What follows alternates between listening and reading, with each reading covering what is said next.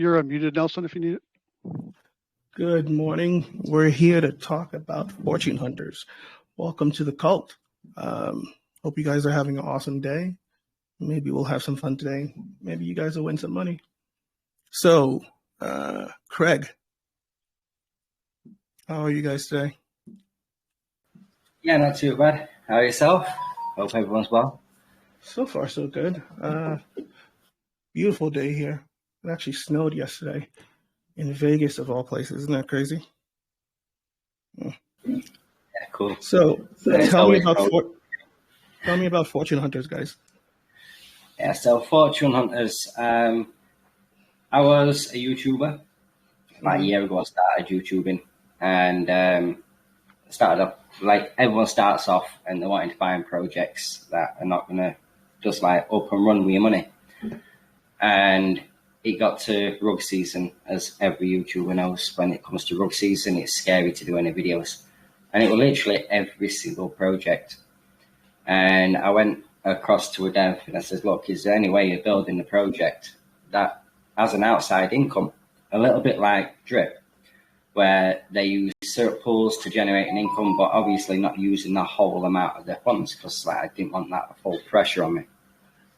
I just wanted to start off with just a normal basic miner, and with the income try and get it to a reduced Ponzi. That's all we officially wanted to do, is to reduce the Ponzi, so that it wasn't based on waiting for the last person to come in so that you could get a revenue stream back out." And he says, "Look," he goes, "yeah, it's possible." He goes, "He likes my idea." He goes, "But he's not going to build it. I have to go away, learn how to code, learn how to write the UIs, and then get back to him." And that's George from the stamp audit team. So I went away. 3 months later, learning it, writing it down, went back to him, said, "Look, this is what I've come across with." He says, "Right, now launch a Telegram group and see how many people you can get into the Telegram group to join your project." And we called it the Cake Fortune, based on the Fortune Hunters, because everyone's in cryptos looking to hunt for a fortune. But the real reason is the fortunes never come overnight. They come long term. And that's what people forget.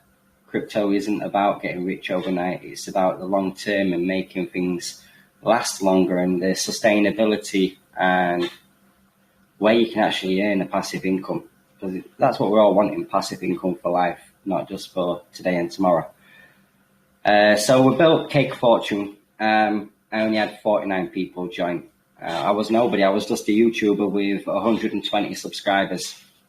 We didn't want to find other projects because they were scared, because everything we promoted, and as a YouTuber, everyone comes to you because you promoted that project. So we built the Cake Fortune, and then after a couple of months, we built ArkFi Fortune, and that was based off of ArkFi Finance. So it was a cross-chain bridging token. So it's not a most expensive token that you can like get rich off. It's just like, I think it's like 16 cents at the moment. So Cake Fortune started to increase a little bit, and steady away, I built the team up. At first it was only myself, and then I brought Lucio in and George and a few other team members. And then we ended up building the Farmer Fortune. Now the Farmer Fortune I knew was going to be a little bit bigger, so I needed a bigger team. So I had to go and find Nelson and a few others as well to join the team, Darkside, and asked them if they'd like to join part of the Fortune Hunters, and they were like overwhelmed with being asked, because we have to like vet the team, because it's got to be a team that I can basically say, "Look, here's my seed phrase, like, can you look after the projects if I need to go away?" And it's got to be trusted team members that I know, like personally, in the whole DeFi space, know personally as well.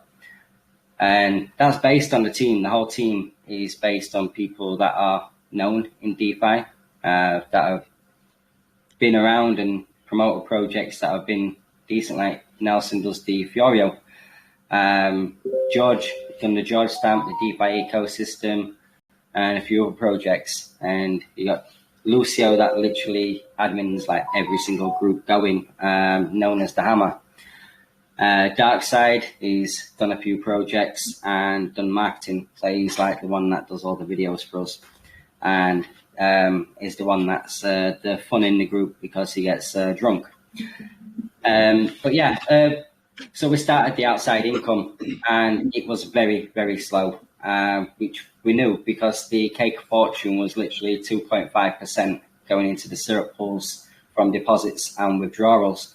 So it was going to be slow, and it took literally 8 months to get to a reduced Ponzi to the point of there was more being deposited back into the contract than being withdrawn. And then when Farmer Fortune came out, the cake of fortune started to really increase. It was always increasing. The balance was always increasing because of the interest coming in.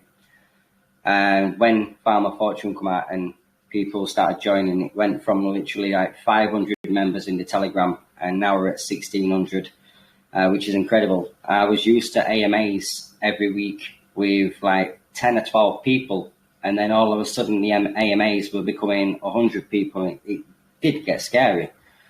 And then Farmer Fortune, I was drawing an AMA, and I'm like, well, how much is the total amount we've got in the syrup pools and the contract balance? And I like working it out. It's like, whoa. And I actually got scared because it was like $250,000 we was holding. And I'd never, like, literally the most we got in a project was like 18,000 from Cake Fortune. So when you go in from 18,000 to $250,000, it gets pretty scary and pretty serious really quick. Mm-hmm. And then we knew at that point that it was like becoming to be big. So it started at 2% a day, and everyone was saying like, you're not going to sustain it. 50 days maximum, it's going to be gone because it's 2% a day. That's 100% in 50 days. Every farm. So we did it slightly different. I'll go into the tokenomics a bit in a bit about it, and we gave strategies that would help sustain the platform and explain why it would sustain the platform. So we didn't want anything hidden away from anyone. Said like, look, the platform won't last, but we need the community's help. And the community's help was when instead of a reinvestment, we removed the compound button, because compound is basically a whale game.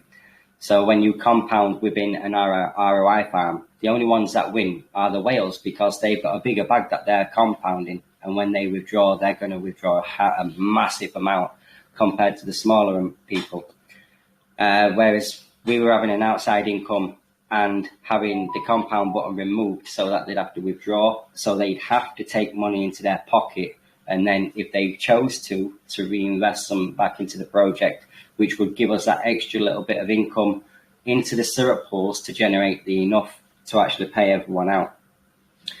We've had the struggles in the way, as every project does. You have people report you, try calling you scammers, try and take websites down. I've had it all. We went through a terrible week. It was literally we managed to finish one thing. Every chat I had with MetaMask to remove the FISIN warning. I posted in chat so everyone saw everything. They agreed. We got put on the whitelist. So like if anyone reported us again, it wouldn't get the warning put on the site. And then someone went above and tried and reported us to Spam Horus. So they automatically saw the MetaMask warning because they must have done it a day before, and then removed the website altogether. So at that point, we had to build a new website. So we went to build the new website, had to go back to Spam Horus, send all the details of everything. So all the revenue stream, the details of myself, my ID, MetaMask to say that we changed the website, but the contract remained the same, so that they could put the new website onto the whitelist. So we've had some terrible times, but really good. It's doing really well at the moment. So we've just hit 11,000 BNB invested in there at the moment. And then we built the Mischief of Fortune, which is the partnership project. We partnered with Crypto Mischief, Richie, as many people know that. We'll talk about that in a bit. Actually, can you back up for me a little bit? I think we jumped a little too far. let's start with the basic. There are some people that are new here that don't know, what kind of protocol you guys run. Can you guys walk us through what a miner is and what the difference between you guys and your innovations? Yeah, so the difference between us and many other miners is the miners we don't take any dev fees. The dev fees are literally for the protocol only. We took no payment for 2 projects, as everyone can check. It's all clear blockchain. Everything went into syrup pools. The marketing did start as marketing funds to start off with, but then we found that organic growth was better than doing marketing, because marketing was just bringing people in that didn't understand projects. So we went with the organic growth, and YouTubers kept coming in, and because we were doing so well, we have an outside revenue. So we use PancakeSwap, Dex Finance, and other finance ones that we can withdraw the funds if anything went wrong within them platforms. So like if PancakeSwap ever went down, the chances that, but there's still a possibility. It's crypto. We could still withdraw them funds because they're not locked. Nothing's locked in any of the pools that we're in. So if anything went wrong, we still have them funds. We could pull back out and then put back into the contract so that it just be played as a normal game if anything went wrong. So we have an outside revenue. So it starts off, as we all know, PancakeSwap is like 35% a year. But with compound interest, you can build that 35% a year, increase it drastically. So we do things in a way that it does start off really slow. And we are honest with everyone. So it starts off as a Ponzi. Everyone knows every project is a Ponzi, no matter what they do. And then you have to build in such a way that you have to reduce or remove that Ponzinomics.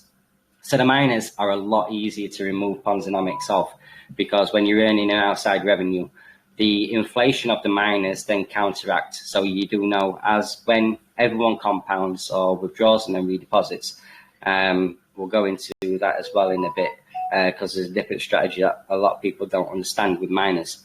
The inflation happens within a miner. So then it slows down the withdrawals. So if you look at the original BNB miner, it sticks around 1,500 BNB. And that's because of inflation. And because everyone is either withdrawing or compounding, there's no fresh capital going into the miner. So it sticks, which then gives people the chance to actually build a revenue backend if they decide to build a revenue backend and increase the revenue going back into the miner, which then increases everyone's percentage. But there's ways of doing it so that you never actually remove your percentage. So where it says it's 3% variable, it will slow down, it will decrease, but then you can automatically increase that back up to close to 3% a day, or even more than 3% a day, by doing the withdraw and redeposit. Now, if you go onto any single miner that you're invested in and see what your balance is at this present time, and see how many miners you would get for that amount of funds, then if you withdraw it and then put the exact same amount of funds into your higher miners, you'll see the difference in miners you get. You get a hell of a lot more by withdrawing than redepositing.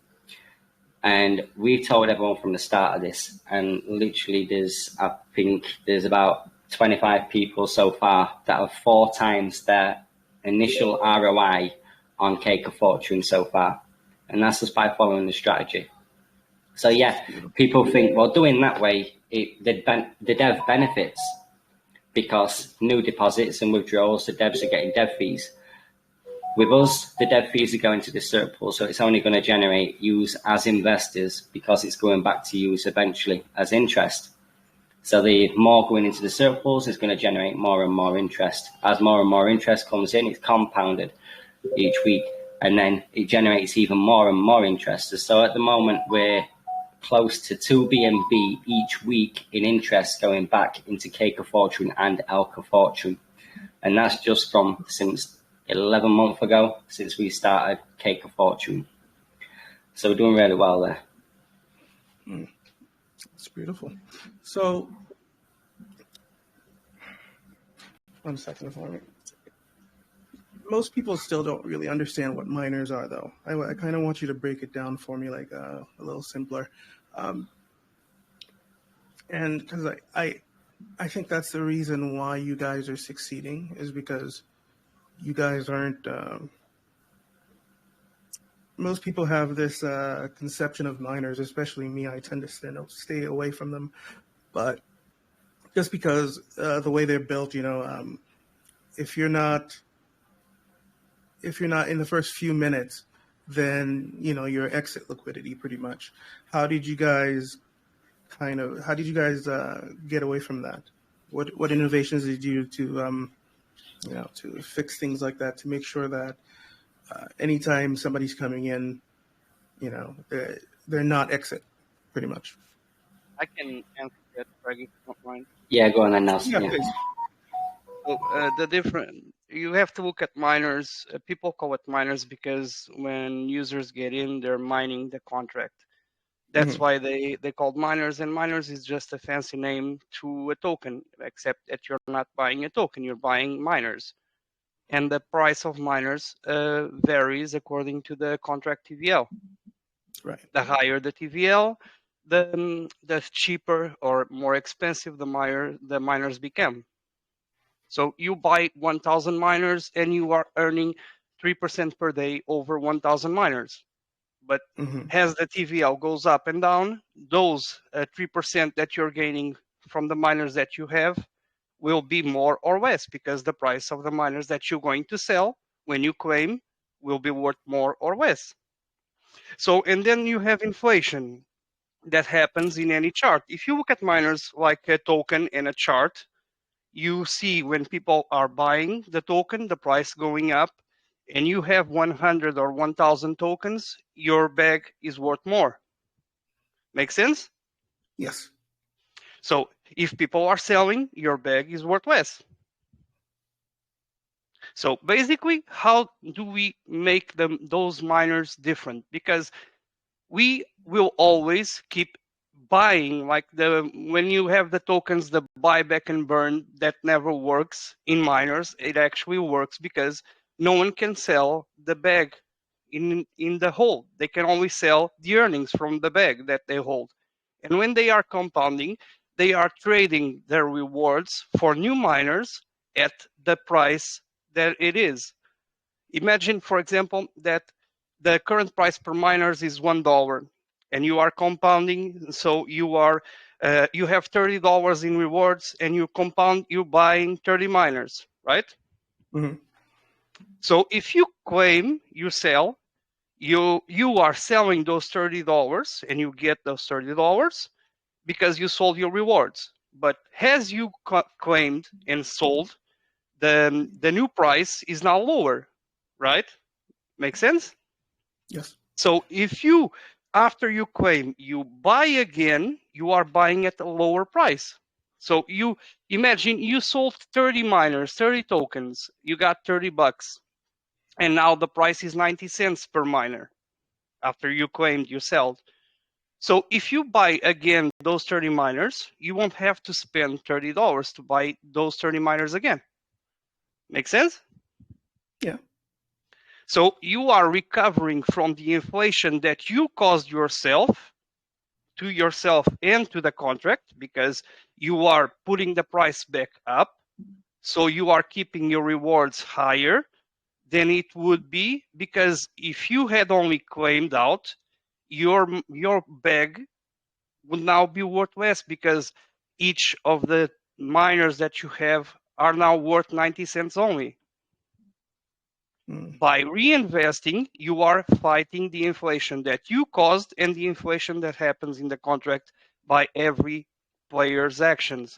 And by having an outside source reinvesting back every week into the miner, we are ensuring a stable miner price in the contract, because the TVL will always be within a fixed range. It comes to a point where if the users in the project, in a miner, are only compounding or only claiming, that they are getting hit because when you compound, you are increasing the miner's price for everyone, even yourself, but there's no more, you don't add more to the TVL, you just increase the miner's price. So basically, you causing inflation because there's more miners in the market, but there's no money to balance it up. So the inflation occurs in that point. And when you have injections coming from the syrup pools, that injection actually picks up to the inflation that was caused by the players, meaning that a miner will last forever, basically, or as long as there is injections being made. Mm. Because the Yeah. inflation will lower the rewards of everyone up to a point where the overall value of the miners will balance itself with the injections, meaning that the injections will actually be higher than the amount that is being claimed. Okay. So, yeah, that's a good idea. And then you guys, basically, once all the funds are deposited to you guys, loan it out to PancakeSwap. So Cake is loaned out for Cake. What do you do with that after that? Is it automatically compounded? I'm trying to figure out how I'm trying to break down your ecosystem in my head. I see I see elk. Yeah, so elk is the elk token, right? Yeah. So Cake, what we do with Cake is when the dev fees come through, so there's 5% dev fees, 2.5 normal, 2.5% goes to marketing, which the marketing now goes to the syrup pools because we don't need the marketing funds. So that goes straight into PancakeSwap. And we swap half of it to BNB and we join it together into an LP pair, which is PancakeSwap, the Cake and BNB.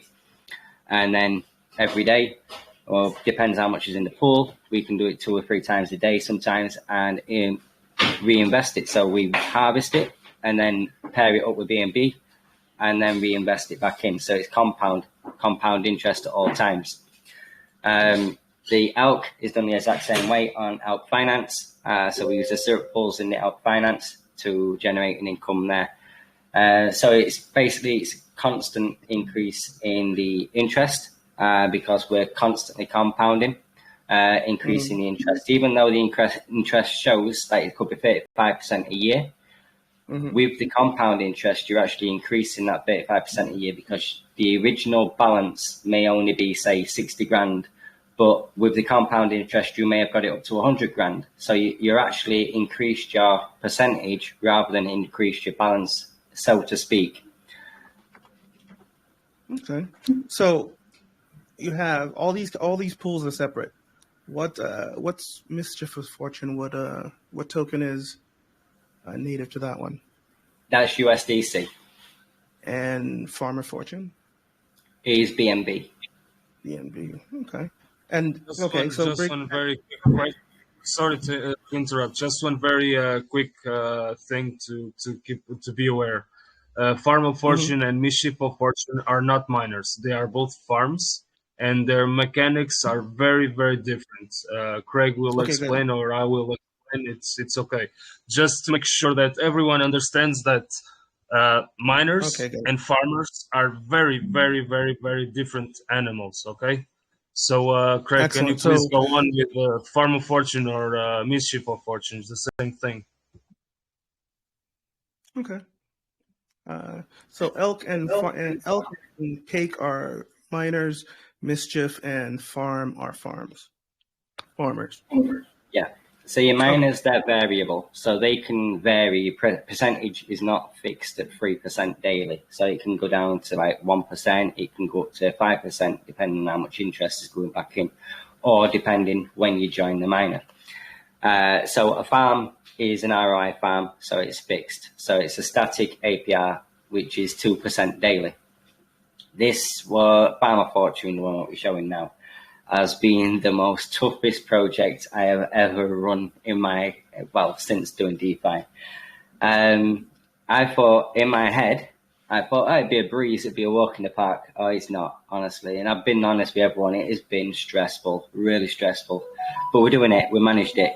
We beat all records. There's no. What do you, since you're on the subject, anyways? What was so What do you think was the most stressful part about it for you?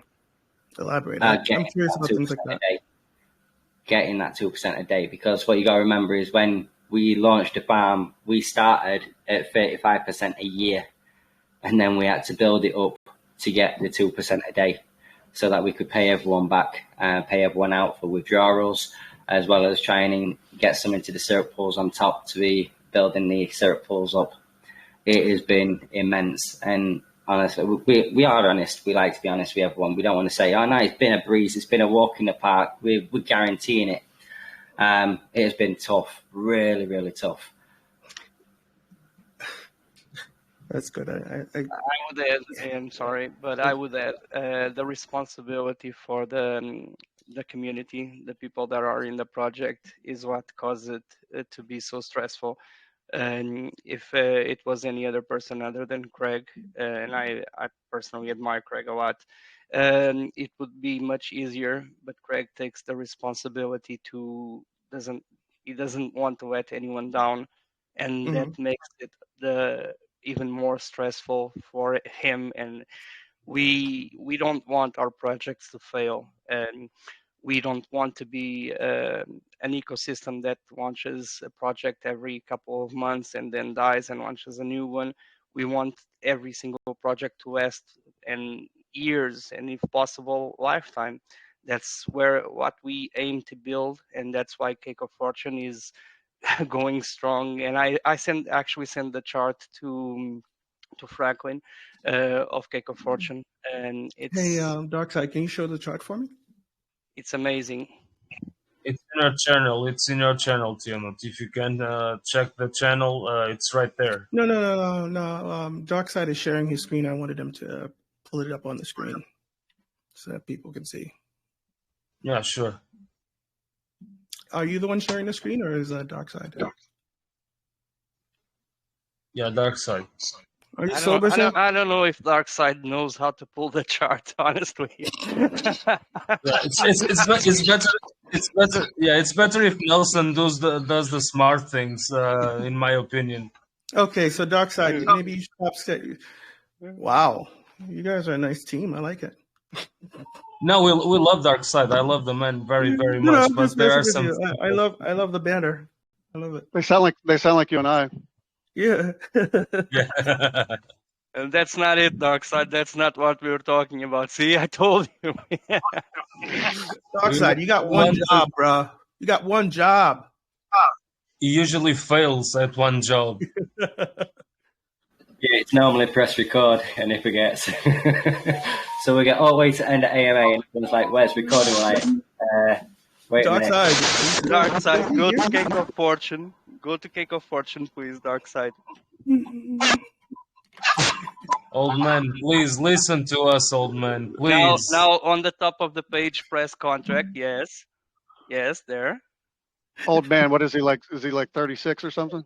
Now where there's the no, more, way more. above, Darkside, above, go up. Where it says 46K, press there.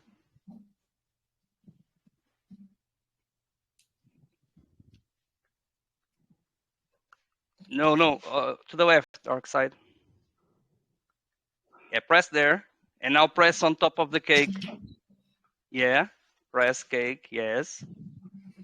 And now go to where it says analytics. The brilliant part is that this is live. It's amazing. Yeah. See, now he knows how to pull a chart, and tomorrow he's going to forget it all over again. Yeah. Weebo's trying to talk. He's the one person that I would DM real quick and ask how to let someone talk. Hold on. Let me. I'm just gonna promote him. Okay. Where is he? I already got him. He was trying to type either way. That graph shows exactly what several things happen on Cake of Fortune, the miner. We will go to the farms later. We started very low, the balance go up, the balance come down, and afterwards we with the weekly injections, it keeps a stable balance. But to beat the inflation, exactly as Nelson suggested, if you take a little bit of your money to your pocket, as you always should in every single project, and invest a bit more of that money you just take out, you will always, but always increase your position and always ROI. That's the most healthy way to look at any DeFi project, especially this kind of special projects that we proudly have that are generating income to put money back into the contract.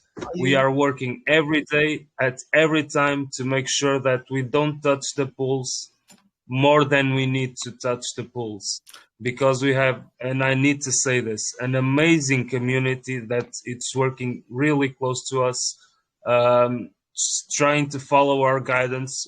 We try to lead by example by doing the exact same thing. If you check any of our personal wallets, you will see more money deposited in than money coming out of every single project. That's how we try to lead by example. And this chart of Cake of Fortune, it's the same chart as Elk of Fortune. If you will check eventually Farm of Fortune and Mischief of Fortune, you will see always a steady growth.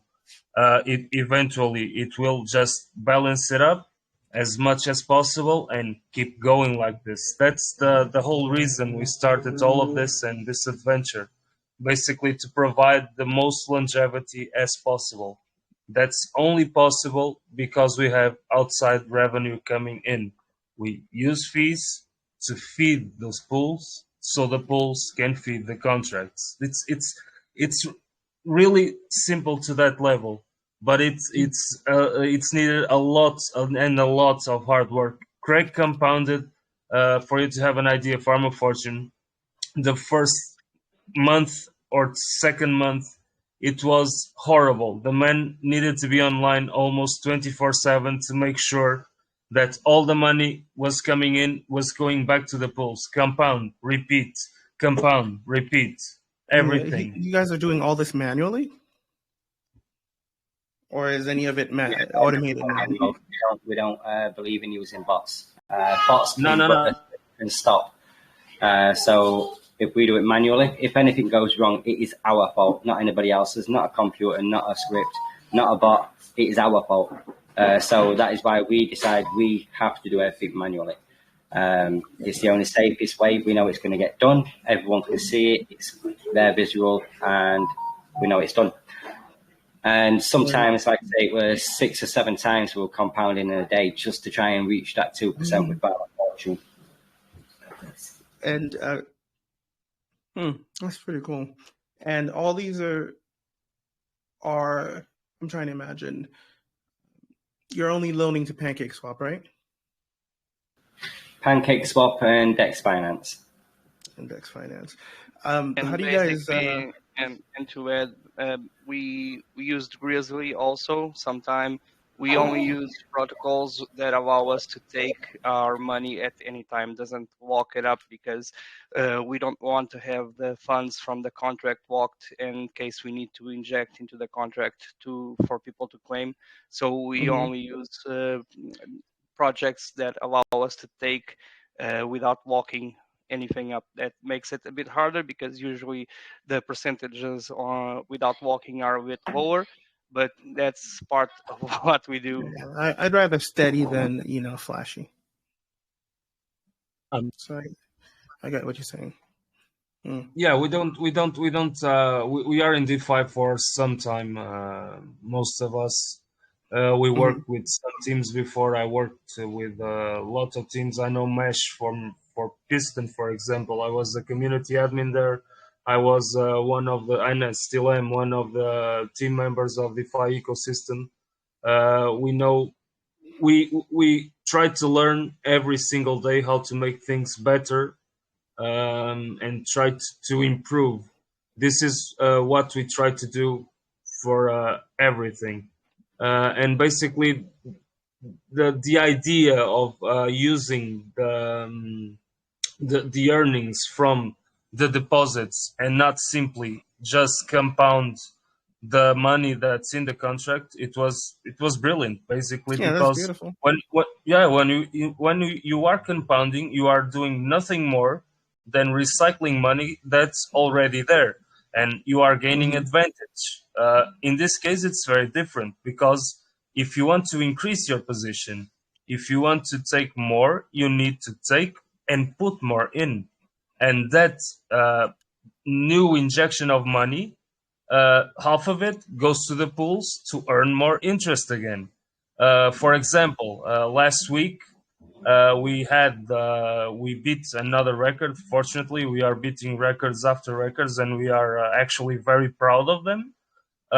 We had over 300 BNB invested in one single day. That alone, at this point in time, means that we are around, but Nelson knows the exact number, or Craig. We are around 20 days without touching the pools to inject back into the TVL, which is brilliant, because means that the more time we are compounding the money on PancakeSwap, on the I forgot the name. I know the name in Portuguese, but forgot the name in English. Dex Finance. Yeah, sorry. Yeah. The What more is it in time we are Portuguese? finance, Dex Finance. There's no literal translation, but I was thinking in Portuguese, and I'm not native, so sometimes my English sucks. So yeah, sorry about that. My English sucks too, man. No worries. Yeah. Okay, but basically the key point here is the less we touch the pools to inject into the contract, the better it is for longevity. We had originally, for example, Farm of Fortune. I will speak very quickly about Farm of Fortune. Every single farmer before, and people who are in DeFi for at least 2 years, knows that are cycles, farms, miners. You had the trading bots. That was hilarious, but it is what it is. And Trading season. yeah, it's divided in seasons. Every farm didn't last for one single reason. As soon as the funds on the contract are over, that's it. No more. The difference is every single deposit takes a part of the money. Part of the money goes to the syrup pools to earn more money, to earn interest.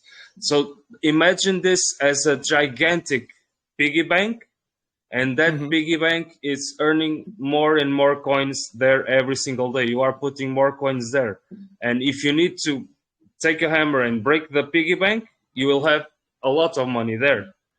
So let's keep the money on the piggy bank and add more money, add more money, add more money. That will increase the days. We had one plan. One of the plans, it was one record on its own, a farm lasting more than 90 days. It's unheard of. We are about to reach 130 days. It's even more unheard of. And the next milestone I want to reach in just a matter of time is 150 days. But we don't want to stop there. We want to continue to go there, because our community is so dedicated, and they are earning money. They know this. If they do this, if everyone does this, everybody wins. We're not getting rich out of this, any of us. We are 10 people on the team. We take 3% of their fees from Farm of Fortune, 3% from Mischief of Fortune. That value divided by 10 people, we are talking about 0.3% of paycheck we get. You guys are like I don't know why I'm stuttering. One of my biggest pet peeves is these crypto projects where devs say they don't take fees, or people complaining about dev fees. I don't have that issue. I think you guys should take a dev fee, because you guys should be making more money than anybody else, because we need you to keep working. Can I explain? Can I explain this? I think you guys should take more, but that's a different story.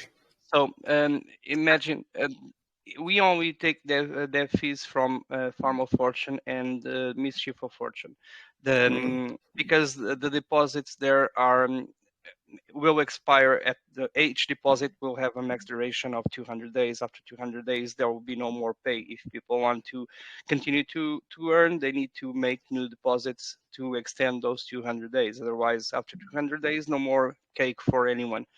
And we are invested in our projects, and to have our projects successful are the best payments we can have, because we do the same strats that we advise the community to do. I get it. I just think there would be so many less rug pulls in the industry if devs were properly paid and motivated to. I agree with you, but at the current state in DeFi, the higher the dev payment of the projects is, the harder it is for everyone to get their ROI back. Because if you think about it in a farm, for example, imagine you deposit 100 BNB into the contract. If we take 20% in their fees, that's 20 BNB. 20% is too much. 20% is a little much, but 20%. But I'm just saying, I don't think dev fees are a bad thing at all. I think dev fees are a good thing because and we don't think dev fees are a bad thing either, except that when they are too high, like you said, 20% is too high. Just makes the pressure on the protocol too much. Increases the pressure on the whole protocol. That's the idea, to keep it balanced. And that's of course somewhere in the single digits. No, and of course we need to get paid because we work our asses off. There's no other way to say this. We all have kids, we all have families, we have day jobs. Our days are 24 hours, but that's not enough for everything we do. We work really hard behind the scene. It's okay. We get our share, and at this point, it's fair, in my opinion, and everyone's opinion. We agree on this. We get a share part of everything. Every new project, except the miners, we agreed on this. Craig and I talked about this for a very long time. We don't agree on taking dev fees on miners. We don't think it's fair. But for the pools, it's different. But like I told you, we are getting 0.3% each of everything that's put in there. It's okay. It's okay for us because it allows us to get our share and dedicate it. But we do a lot more than just smile. The people are saying we are paid in smiles. When I wake up every day and see a lot of deposits during the night, I just think, awesome, we get more days in the pools to pay the people. That's incredible. Let's keep going. Let's build another thing. Let's try to do best again. Is there a point? Is there a point that you guys think that the profit that you make on the back end will outpace people claiming? Is that possible? We hope not. The miners, yeah. On the miners, yes? Yeah, the farms, no. The farms, because when you're withdrawing and then redepositing, it's counted as, the contract counts it as fresh deposits. Even though it's not actually fresh deposits, you're actually taking some of your ROI and putting it back in. And then you're going to get that ROI back eventually anyway. You're basically helping yourself, you're helping the protocol, you're helping the project to last, you're helping the project to go longer.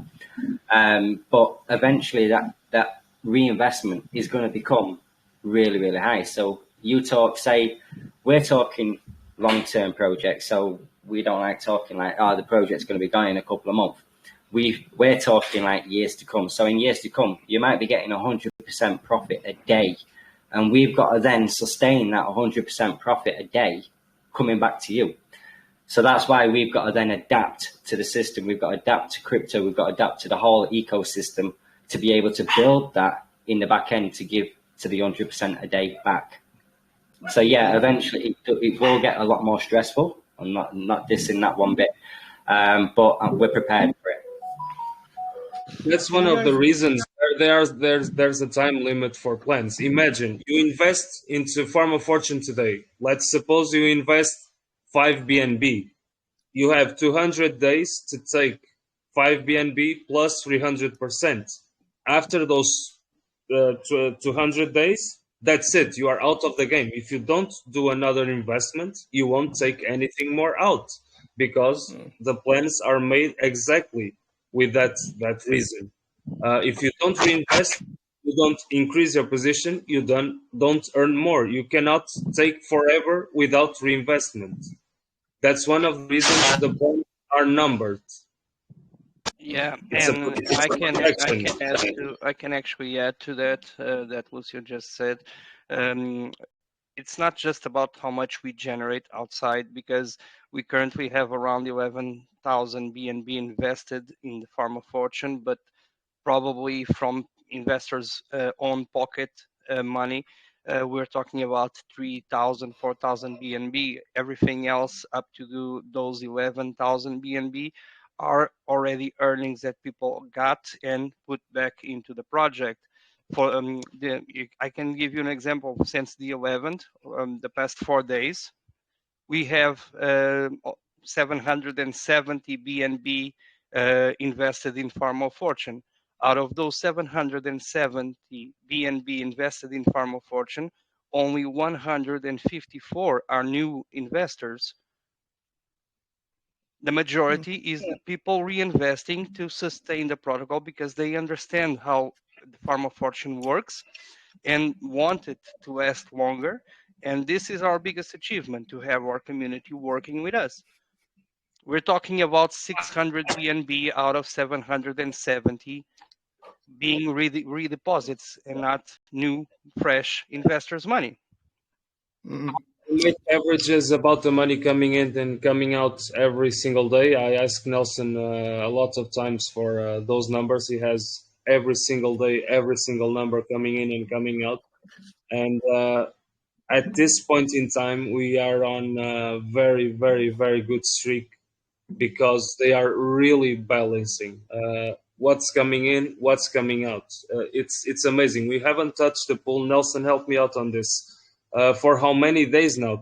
I think we surpassed the 20 days now without touching the pools. And Craig needs to confirm the ones for Farm of Fortune, but the ones from Mischief of Fortune, we haven't even touched it from day one. It's been almost 45 days. I think it's tomorrow or in 2 days that the Mischief will be 45 days, and we haven't even had to touch the pools once over those 45 days. And That's Farm of beautiful. Fortune, Craig will need to confirm, but I think we are up to 20 days without touching it. A lot longer than that. 27 days we haven't touched the pools. Awesome. So all that in all that time, that money's been recompounding in the syrup pools, earning more and more. So we recompound it and pair it up with fresh BNB, put back into the pools, generating more and more interest. And we're managing to pay out over 200 BNB every single day. Without touching the pools. Walk me through the Farm of Fortune website. Can one of you walk me through the Farm of Fortune website? What you need to know, those new magnificent UIs we made, because everyone was asking for UIs, and there you go. Well, pretend I don't know anything about crypto. Show me how the website works. Well, pretend I know the basics, but show me how, if I want to invest, how I go and I do it. I am mute for 6 seconds. You can ask for the question. Got that open What? as well. What? As soon as our dark side's got the screen share up, we may as well have the honors of doing that one. Dark side, sir. Can you please do that, old man? Please do that. You speak very well. We love to hear your voice. Please. Oh, honestly, the abuse I have to take. Ridiculous. Okay, so I'm going to put it in simple terms because I am simple, as all of the team will tell you. I do talking, I do pictures, I do words. Math, nah. It's like whenever I talk about math, and Lucio will post up Ralph from The Simpsons. Math is impossible and all that. So the way it works, in very simple terms, is we're gonna put some money in. So you will have your BNB. There are 3 types of plans Okay, and a lot of people ask us why there are 3 types of plans. Well, not everyone is prepared, to trust the team for 200 days, or that the project rather is going to last 200 days, and that's why we create some options. So as you can see, we've got an option which is for 90 days, and your daily return is going to be 1.5%. And plan 2, which is 1.5%, which is going to have a duration of 150%. However, most people use the farmer, which is a daily return of 2% and lasts a duration of 200 days, which means obviously that your return on investment is going to be 400% and is capped at that. So very, very simply, let's say you're going to put in 1 BNB. I'm going to put in 1 BNB. I'm going to invest it. What's going to happen then is that's going to start a timer that is going to count down to 5 days. Once those 5 days are up, there's a 48-hour window in which I can claim. Now, even my genius level math tardiness can figure out that effectively that's going to be, if I put in 1, then I'm going to get 0.1. So the whole point is that the way that we like to do it is, once you claim your rewards, and again, you've got that 48-hour window. If you don't claim, let's just talk about that for a second. If you don't claim and don't do anything, interact with the contract, claim your rewards within that 48-hour window, then your plan is paused. Nothing, goes wrong. You don't lose anything per se, but it will not continue. It will cease to earn interest. So obviously, the standard way that someone like me, like a basic guy, is, I'm watching this timer to count down, to 5 days. In Mischief of Fortune, it's 15 days. In Farm of Fortune, it's 5 days. So I'm just like, every day I'm watching, oh God, it's today, it's tomorrow, whatever. So then I'm going to withdraw my rewards. And what I will do is, let's say that I've put in enough so that my rewards are 1 BNB. Then what I'm going to do is, there's a couple of things that I can do, a couple of different strategies that we can use. The most basic one, which probably most people use, is the 50-50 strategy. And so what that means is that out of my, let's say I've got enough in, 10 BB or whatever it is, and I can claim 1 BNB as my rewards, then I'm going to create a brand new plan. And then I'm going to start another brand new plan, which means that all my stats, all my plans are going to be listed here. So it's going to say, it's going to be 200 days as of the brand new plan. So I'm going to pocket 50% of that. So I'm going to pocket that, half a BNB that's in my pocket. That's the most basic plan that people run. However, there is a strategy that we use called the pizza strategy, which is where you're going to take some of that and you're going to put that into the Mischief of Fortune. So that's really, I suppose, the most basic way that you would use the project. And if anyone's got any questions, and obviously me or anyone else that's better at math can answer. Is there any referrals involved? We made sure that the number of the percentage of referrals is very, very small. I just need to go out for a little bit, and I will ask you or Frecken, Brandon. It's another team member, and he's very smart as well. He can want to add something if he can. Brandon, who has a wolf logo, a blue wolf logo. I need to be absent for 5 minutes, and I will be right back. Okay, please take it from here, Nelson. I see him. Yeah, I see Brandon. Hey, Brandon. Yeah, so Nelson or Craig, give me just 5 minutes, please. Yeah. So the Farm of Fortune has a 2% referral, and the Mischief of Fortune is a 1% referral. And these have been stress tested to see about self-referrals as well. Show me how would I do it on the Mischief of Fortune? Pretty much Yeah, the so same Mischief thing. Fortune is same UI, just different design. Pictures. So if he scrolls down, it's just the exact same box where you'd see the referral when he gets down there. Is there only one plan on this one? Yeah, there's only one plan. The original reason we did the free plans on Farm of Fortune is because psychologically, every farm that has ever been brought out before has had free plans. The farm has only ever lasted for the lowest plan. So if it's a plan for 7 days, it's only ever lasted 7 days. If it's a plan for 90 days, it's only ever lasted for 90 days. That's the reason we did free plans, because even the big YouTubers that followed us and did videos on it, they joined the 90-day plan. And the reason they said was because the psychological, everything in crypto is psychological. You know how long something normally lasts. So you're going to join that because that's how it normally lasts. Now we've proved we can go over that 90 days, and we're now well over it. We're close to the second plan of 150 days, and we're going to get to the 200-day plan as well. But that's why we did the free plans on the first one. Then everyone said, well, we don't need the free plans for the second one. We said, yeah, but we had to do choices. We had to show people that we give people choices in life. Crypto is all about a choice. You can choose to invest or you can choose not to invest. You can choose to claim or you can choose to reinvest. It's your choice. It shouldn't be a force. You should be able to do it yourself. And that's why we do the plans the way we do them, so that it tells you to take it out first, and then you choose yourself whether you're going to reinvest it or if you want to pocket it, and then you'll be out at the end of the plans.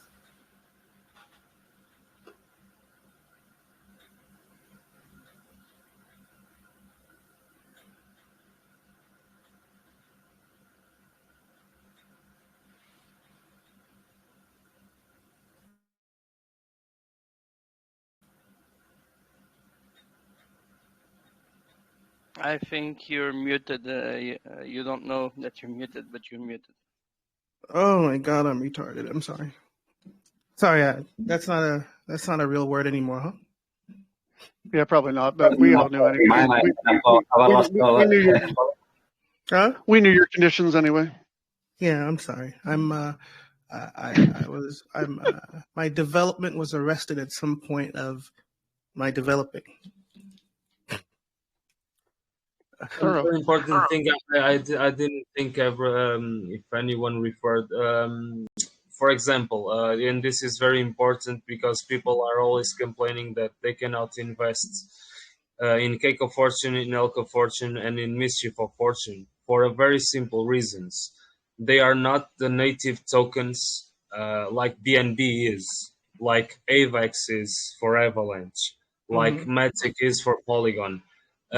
Every single one of those tokens, you need to approve the amount you want to deposit first, and only after that you can invest the money into the contract. It's very important that people understand this.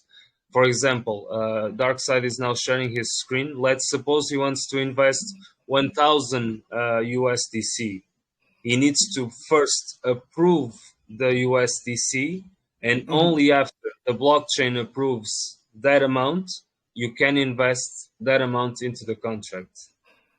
I think this is important. I think this is important to refer because it's one of the things that's forgotten really often, and it's needed because without that you cannot interact with the smart contract to do that. Right. One other important thing. Darkside's not connected. Can I share my screen? Please, Craig. Thank you. I love Darkside. Trauma from this AMA. No, you have no idea how much I love the guy. I'm serious. I really do. We all do. We all do. But I really love the man. Usually, always love their victims too. You know. You guys should have a VC going all the time while you're working during the day in your room. I think that would build, I'm not kidding. The dynamic you guys have, I think it would be cool. I think you guys should do like a like a weekly, like a everyday hangout kind of thing, I think your community would like Yeah. get huge. Yeah, we have some meetings. We have some team meetings, and they are very No, serious at sometimes, but at sometimes they are really, really funny because we are all idiots. That's what. Yeah, it's right, normally and guys like that I think I love that. Guys I like like to the Tell me guys. about your bingo picks last night. I can see. I don't know you guys very well, but having watched Mischief and his goofy personality, I could see him getting along with you guys pretty well. Yeah. Which is awesome as so well.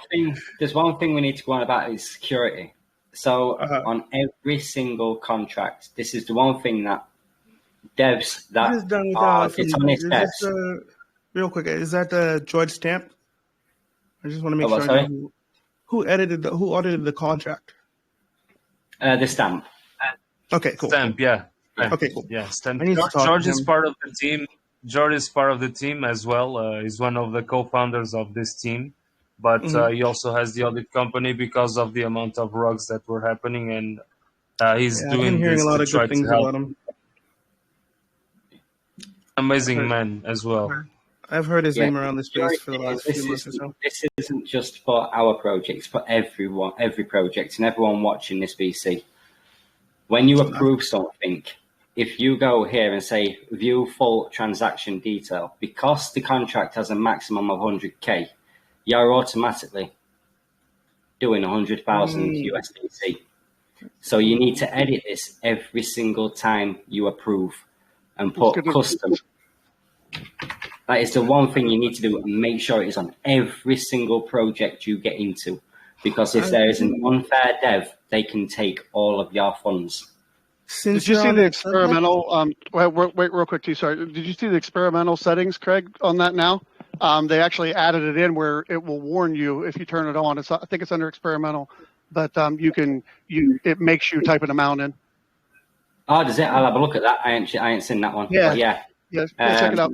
Yeah, Can you also show them how to make sure this? Can you also show them how to?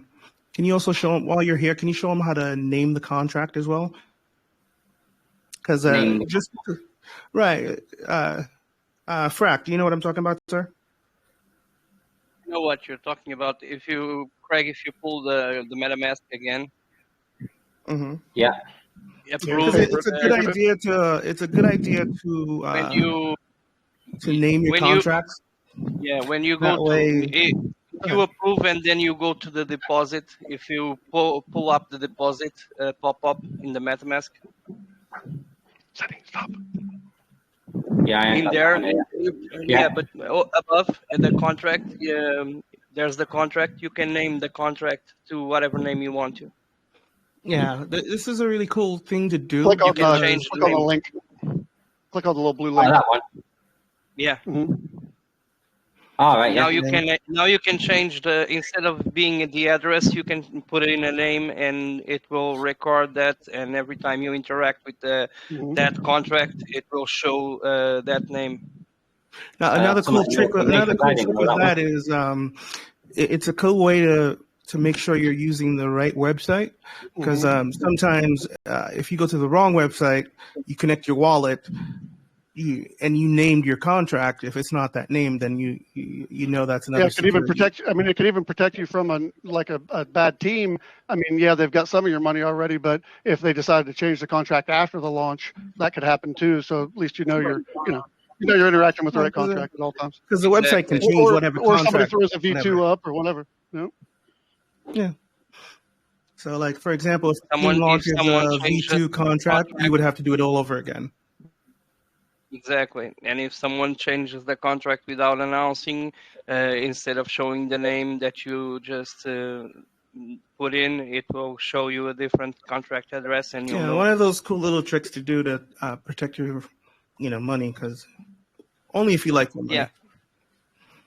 Always protect your money. It's crucial that you do. For example, the PayPal wallet, the mobile one, allows you to approve the valid one as well.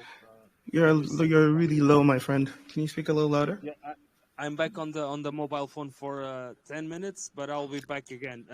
Jack just came back as well. Sorry. Oh, you're fine. Exactly. But yeah, that's a pretty good trick to do. What do you Yeah, guys? Cracklins can unmute check is the newest member of our team. He's the creator of Frostflakes, and he is now officially a hunter too. He may also have something to add to the. You're good, Jack. AMA. You can unmute. What is he going to be doing for the team? What is he adding to the team, rather? He's allowed to speak. Whatever you're ready, Jack. You can come on. Yeah, he's going to be helping with coding. He's an amazing coder. So I don't know if Jack wants to have any few words. But I've heard about Frosted Flakes. Going to be putting into the work is something we can't announce just yet. You know what? Just I'm not financial advice, but I haven't touched Fortune Hunters yet, but I think I will. I think I'll go with Mischief. See where that goes. Which one would you guys do? Hey, Frack, which one would you? Why can't I talk? Which one would you do? Honestly, I'm just getting educated today too, buddy. I know. Hamid, if he's still in here, I know he's invested. We've talked about it a little bit, but I honestly am just figuring it out. Normally, you lose me at minor. Just the word minor, you lost me there. But I like the fact that you guys are rehypothecating the funds. You guys are using it to earn more, to feed the farm. You won me there. I'm sold. And about all the other stuff you guys added, super cool. If you're sold already, come back on the 19th to the special AMA that we'll have in our chat, and you're going to be. I don't know what's the proper wording. So what you're saying is you're withholding from me now. Yeah, that's what you're saying. You're withholding. Yeah. We don't want to announce anything before our community knows. And you thought that would make me happy?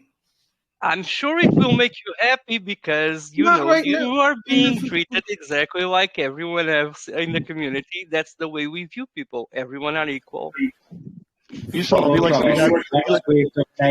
once we've done an AMA on the 19th, we'll come back and do another AMA with you. That's also a nice idea. But I'm just going to tell you something, and that's something that I'm always repeating to everyone. And sometimes people don't.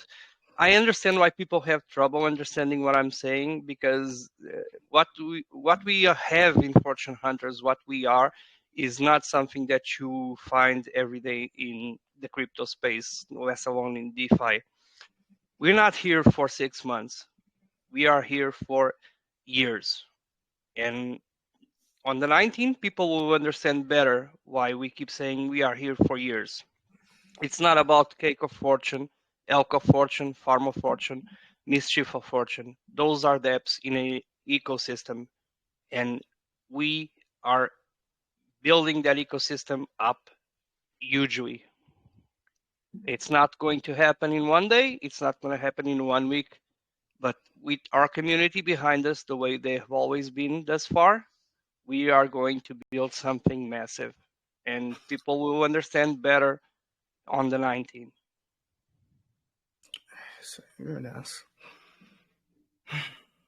You're an ass. We haven't even mentioned the NFT. I have that effect on some people. That sounded great, but all I heard was you're not getting the exclusive. God damn it! That's all I heard. Well, to be fair, I am giving you the tip today, so you are getting an exclusive already. That's the problem. You're only giving me the tip. You're going to love it. It's only 4 days from now. Fine. All right. Okay. So, are there any plans to automate anything? Because I like everything so far. It sounds so tedious. And I know you guys. I just think automating things would makes things simpler. Yeah. Any thoughts about maybe re-exploring that in the future?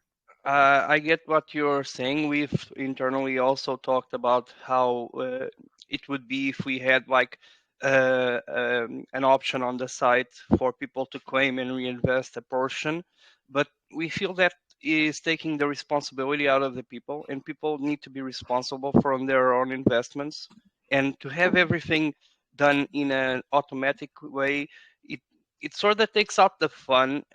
People need to work for their money, and people in DeFi they usually are used to money growing on trees. The idea that if you kick a stone, it will pour out $1 million, and so we like to keep things more As much real. as I And tried, my foot hurts. yeah, I think we all tried sometime in our lives, and basically that's why we stick mostly to manual, because we need to make people understand that they are responsible for taking care of their investments and for their choices, and they need to make choices. They, like Craig said, they can either choose to claim everything, or they can choose to reinvest a portion back and extend their payments and extend the lifetime of the projects.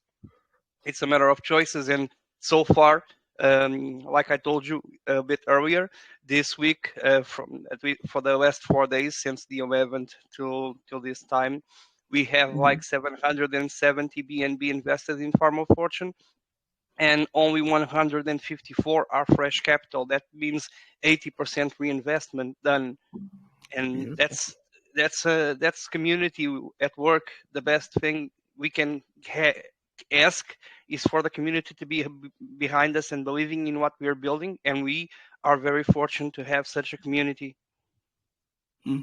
Well said, sir. Any? Hold on 1 second. Let me look at the website again. Who's sharing screen? No one.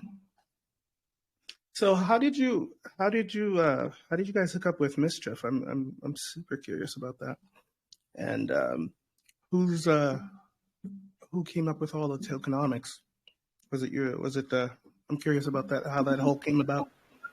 I came up with all tokenomics, and Crypto Mischief Richie is a good friend of mine. Been an admirer of his for quite some years, and got to know him. Sorry? He got me into Drip. Yeah.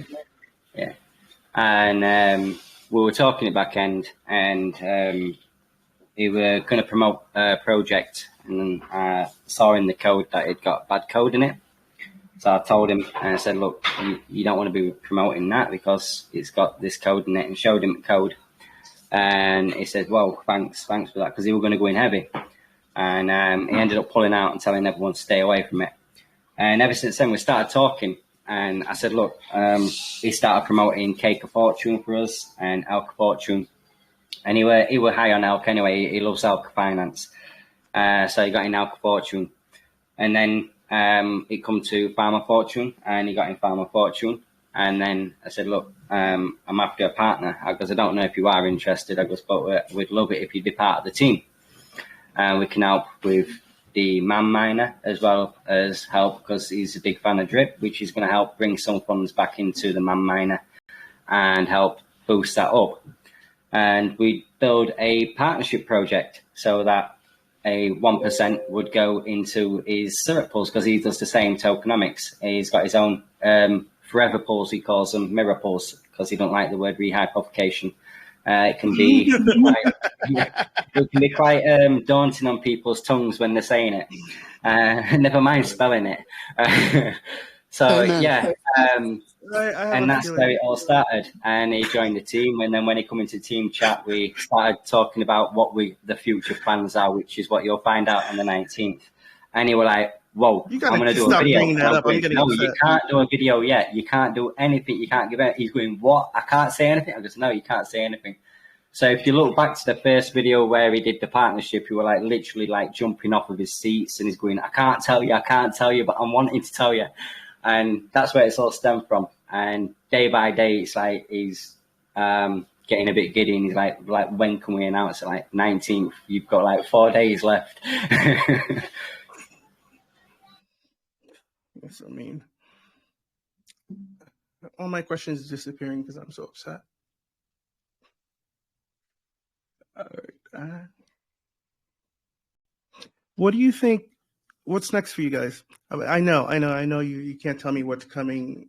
We have got summer coming out. We've got a miner that is going to help well, not so much help. A lot of people say it's help, but it's more of a support system to let the Farmer Fortune go a hell of a lot longer. So the miner has a new tokenomics within it and a different mechanism to launching a miner. As everyone knows, miners are bad, especially if you are the first person in the miner. You get a great advantage. We're removing every single possibility of having the huge advantage. We're going to pre-pump the contract with marketing funds that we have. We're going to just dump them into the contract, so it's giving money back to everybody. And then we're going to set the contract off, which is coded that we do not get any miners. So what we start the contract off, it will give like virtual miners, but not show them on the UI. So you won't earn any income whatsoever. And it'll all be done by a AMA, which will be a VC, so they can see live of when I'm depositing. So when they see the live, that's when everyone can jump in. But we have a new mechanics in it, which is one that Jack from Frostflakes has kindly jumped into the contract, which is a anti-throttle. For the first 60 minutes of the contract, the maximum amount anybody can deposit into the contract will be 5 BNB. Nobody can put any more than that into the contract. So it basically evens it out for every single person. You can't have a whale come in that wants to put in 50 BNB or 100 BNB. The max they can do is 5 BNB. And then after an hour, if they want to put more in, they can do after an hour. But it gives that advantage for everyone to get in within that first hour. There's the... also, we've got the DEX coming. We're building that in the back end. We've got a token that we're doing the tokenomics of as well as what you paid with the Fortune Hunters. We do a lot of twists within the platform. So the full tokenomics of the token hasn't been decided as of yet, because when they make it something different, something unique to Fortune Hunters, something that's never been done in the whole DeFi space. So it's going to take a little bit of time. That's why we brought the miner out to help with the Farmer Fortune to last for years rather than months, because every deposit, so you're going to have the same tokenomics as the miners and the farms within the whole ecosystem. So 10% will go into the syrup pools for the Fortune miner, as the name is going to be called. You'll have 10% going into the syrup pools of Farmer Fortune, and 5% going directly into the contract of Farmer Fortune. So it stops us using the syrup pools going into the contract, so it sustains the Farmer Fortune as well as sustains the miner at the same time. We've only ever took 4% out of the maximum out of a contract to go into syrup pools before. That's why we've increased it to the 10% this time. We've also got 5% of fees, which is basically the only fee that is going to be resembled to anybody, because the rest of it is earning an income outside. 5% will go into the Fortune Hunters Treasury, which is something you'll hear about on the 19th of why we're having a Fortune Hunters Treasury. And it's not going to be something that you're going to be thinking of. It's something totally different. The withdrawals, every deposit, it doesn't reflect on your minus. So if you deposit 10 BNB, you're going to get the minus for 10 BNB. The withdrawals, however, there will be a 5% fee, which will go into the Treasury wallet as well. The devs aren't taking any payment whatsoever for the miners. We don't agree with miners taking fees, because miners can last years and years and years and years and years, depending on your community. And with having an outside revenue, the chances of a miner going to zero is like zero. You've got no chance whatsoever of a miner going to zero when you've got an outside revenue. So to have a dev fee coming to pay the team at any miner would be very wrong, because we'd be very rich very quickly.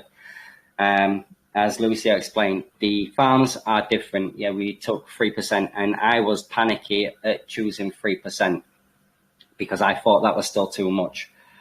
But we all agreed, yeah, 3% is okay. We asked the actual community first if that would be okay, because we didn't want the community thinking that we was basically ripping off.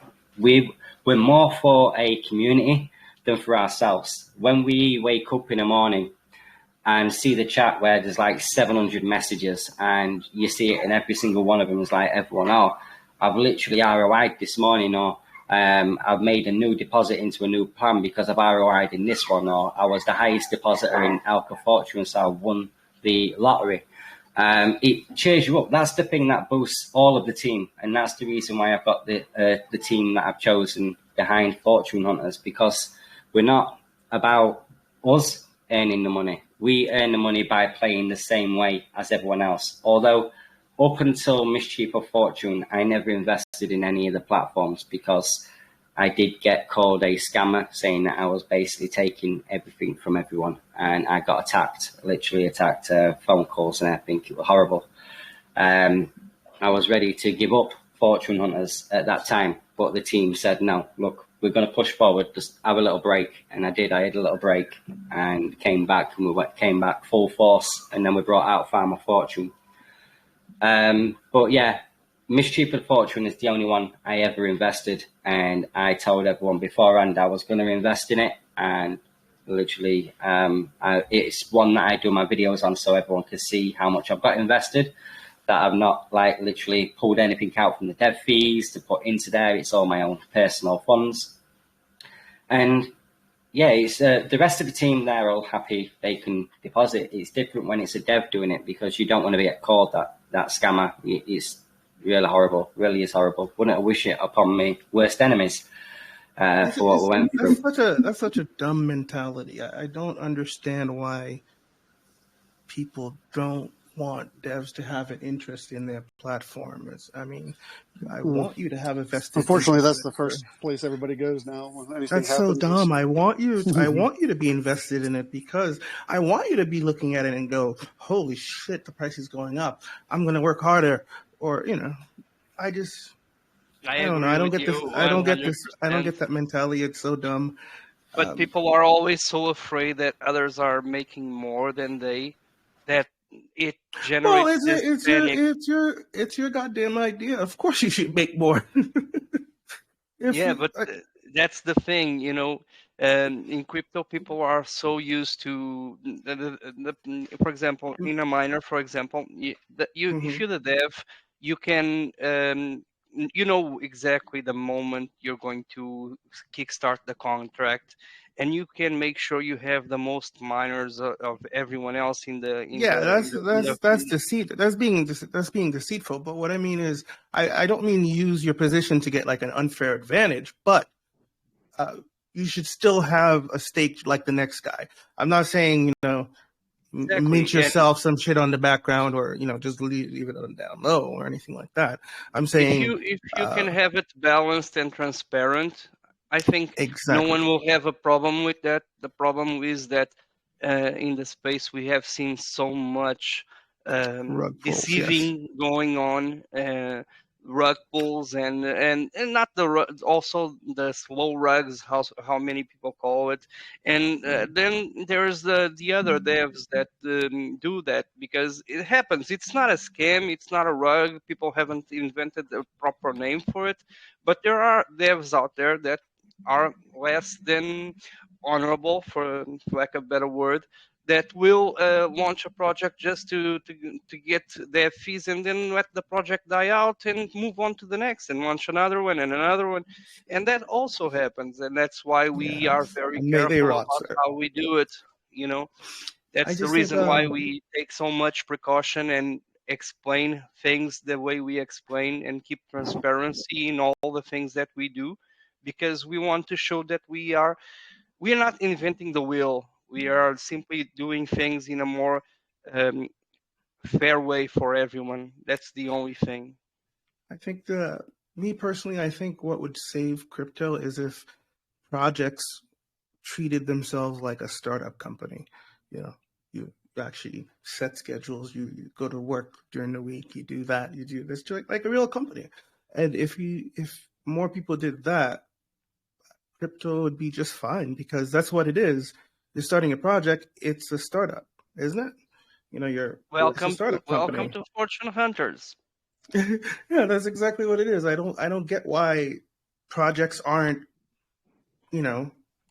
I get it. I get the problem that usually because crypto is worldwide, the teams usually are like 5,000 miles away. This person is that, so it's not really conducive to meeting in person. But like it would be, you guys should, things like that. Like I was suggesting, you guys should be meeting in VCs. Like a couple times a week to talk to each other.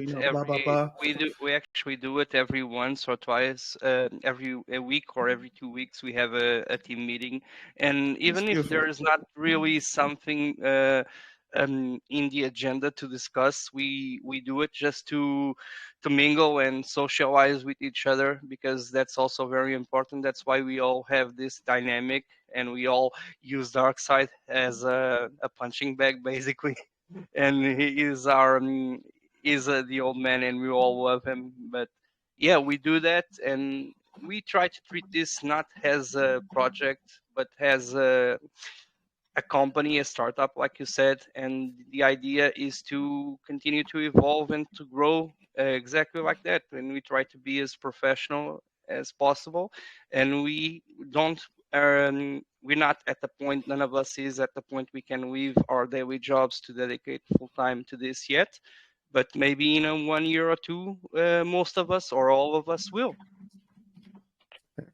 What do you guys think? What do you guys think about the current regulation storm that SEC is going on? Do you guys have you guys thought about how that'll affect your business? Have you taken any steps to have you guys thought about the coming regulation? Thank you. God damn it. We are registering as a legal company, corporate company. We are going through the process at the moment. Okay, cool. Okay. So I also, the way I personally see crypto and DeFi, I think it's only a matter of time before regulation bursts into DeFi and crypto, and the percentages, the earnings that we are used to currently in DeFi, 1%, 2%, 5% per day, will no longer happen. We'll be lucky in 2-3 years, maybe a bit more if we're lucky, to have 5% per month, because once the regulation comes in, it will be harder for any project to start and to pay the dividends that it pays today. And without going much further into what we are planning out and building up, we are preparing ourselves to that in a gradual way, because it's a matter of time before the market, the crypto market, becomes more and more like the normal markets, where the regulations choke everyone and the small fish can't earn pretty much anything. Well, I don't think I think regulation is a good thing, not necessarily a bad thing. I don't think all the coming I don't think it's just dark, future coming. I don't think it's all. I don't think the SEC is that dumb. I don't think they're just gonna go, screw everything up. I think they're doing it in a very targeted way, and they actually know what they're doing. I don't think it's going to be as bad as everybody thinks. I think things will be just fine, because, crypto is new, but it's a new sector. We've done this before as a society. We've done all this before. We came up with rules for Ponzi. We came up with rules to protect, people's money. We came up with rules for custody. We came up with all that already. I just don't understand why in crypto people just don't automatically follow those laws. I mean, it's there already. I think there should be somebody wants me to ask about Cornelia, or Cornelia. Cornelia, yeah. Cornelia. Cornelia is now lucky cow, as we call it. Yeah, everyone calls it. As soon as someone invests, it's like Cornelia's summoned, and somebody actually did some stickers for us where it says Cornelia's summoned. It's quite good. It only started as like a little bit of fun stuff. It is really fun. That's what we try and keep in DeFi. We want it to be serious. We've got to be serious when I'm like holding that much funds. But we also want DeFi to be fun again, not the way you got like you're going to sleep worried for the next morning what you're going to be waking up to. So we like everyone to have a laughing group as well, and we do try and make it a bit fun in there. But yeah, Cornelia is our lucky cow that if you invest 5 BNB, you get Cornelia come out. But I am in the middle of doing some merch for everyone because we are going to Blockchain London on the 27th and 28th of February. We're having a meet up with a few of the group members as well as a few team members, because not all of us can go from the team because we're all over the world. We're not just like I'm in UK. Dark Side's in the UK. Gasto, he's coming. He's from Portugal. Lucio can't make it this time, so it's for the next time. Lucio's on about coming. But yeah, we're having a meet up, and I'm going to be giving out some merch, giving away merch to everyone, rather than just like selling it. We're just going to give it to everyone and try to open up and let everyone meet us in person rather than just behind a keyboard. So there's that as well. That's pretty cool. Do you guys plan on investing in other protocols? I know you're no, what's the word, Mischief? Not rehypothecate. What's it called? Rehypothecation. No, I know that. What's Mischief's alternative word again? He doesn't like that word. The mirror pools. Mirror pools, yes. Now it's Forever Pool. Now he has another name.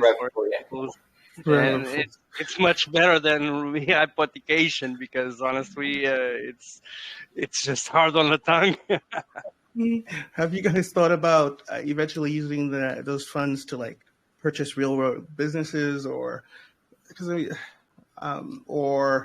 invest in other protocols? Is that on the table? Is there any governance aspects? Like, is there a DAO or anything? We have the NFT. Craig forgot to talk about the NFTs earlier on. We have the FortuneHunters collection NFTs that are used as governance. What's this tokenomics on those ones? What's the supply? The max supply of the NFTs is... I'll take it on, Craig. Yeah, so there was 1,000 NFTs minted to start off with. Wasn't sure whether that would be enough or whether it would be too much. Well, I personally thought it might have been too many. We did it so it was affordable to everybody, not just for the people that can afford, like whales. We wanted it for the smaller people as well. So we sold them at 100 USD each, and we thought we'd be still selling them like 2 months after. And 8 days in, we sold out. Totally sold out. $100,000 were made, and $75,000 went into PancakeSwap to earn revenue. So we use them to rehypothecate, and every month we airdrop BNB back to every single NFT holder. So it's got one use case as an outside revenue earning income for every investor. The team payment did take a team payment on that, which was 5%. That is vested for 6 months in PancakeSwap. So there was 1,300 cake invested into PancakeSwap. Any interest that is incurred, which, as you know, in PancakeSwap, if you lock it for a certain period of time, your percentage goes higher. So because we've locked it for 6 months, the percentage is a lot higher and it auto compounds. So at this present time, there is like $500 going into the syrup pool for the NFT holders at the end. In 6 months' time, when it unlocks, we've estimated at around $3,000 going into the syrup pool, probably a lot more. That's just an estimation, not including any auto compounds on top. And then there was 10% which was put into Farmer Fortune, and 10% was put into the Mischief of Fortune's Forever Pools as well. But they're also a governance voting token. So if you hold a NFT, we use, what's the protocol called? Wait a minute, I'll get it up. I've got it up here. Snapshot.org. and you can vote for, say, the miner. We did the miner. We gave everybody in the group, or everybody had a choice of naming a miner. So there was in total 207 names. We then chose, every single team member chose one name out of them 207 names, which went into a shortlist. That shortlist then went on snapshot.org, and every NFT holder could vote for the miner. And with 39%, I'll just check it, 29%, sorry, 29.2% named it the Fortune Miner. So we do have the governance voting NFT. There is going to be a lot more use cases for the NFT. So it's not just the outside revenue and also the voting rights. There is a lot more to come, which will entail into the DEX and to what we have coming in the future as well, which is our long-term plan. So there's a lot more coming with the NFT. So yeah. Very cool. Oh yeah. Did you the second part of the question, any plans on investing in other protocols? Or just depends on the protocol. We don't like high risk. High risk at the moment, it's like finding which project's not going to rug, which project's going to be here tomorrow. So that's why we chose just using PancakeSwap, Dex Finance. We have used Phantom Life. So it's just protocols that you can take the funds out without any issues, where if anything looks bad within the project, you can pull out straight away. But at this present time, they're the only ones we are using at present. If it ever comes to a time where the farm's earning more in revenue, then we could probably do a vote where the community can vote with the NFTs to see what protocol they want to put the extra funds in. But at this present time, I'd not like to be saying putting it into any protocol that is high risk. Fair. Very fair. And, is everybody listening to me or not really? Your volume is really low, sir. Ah, man, come on. Okay, just very quickly. We are very picky on the very picky on the partners we choose. That's why we don't invest into every single thing that moves, because we know exactly what can happen. And if there is something interesting, yes, we will consider it, of course. Regarding the questions you were made about corporate stuff and all those things, you need to join the AMA on the 19th, okay? Please? You're just making me mad. You keep reminding me that you're withholding. Yes, I'm doing this on purpose. Dick. I like you, though.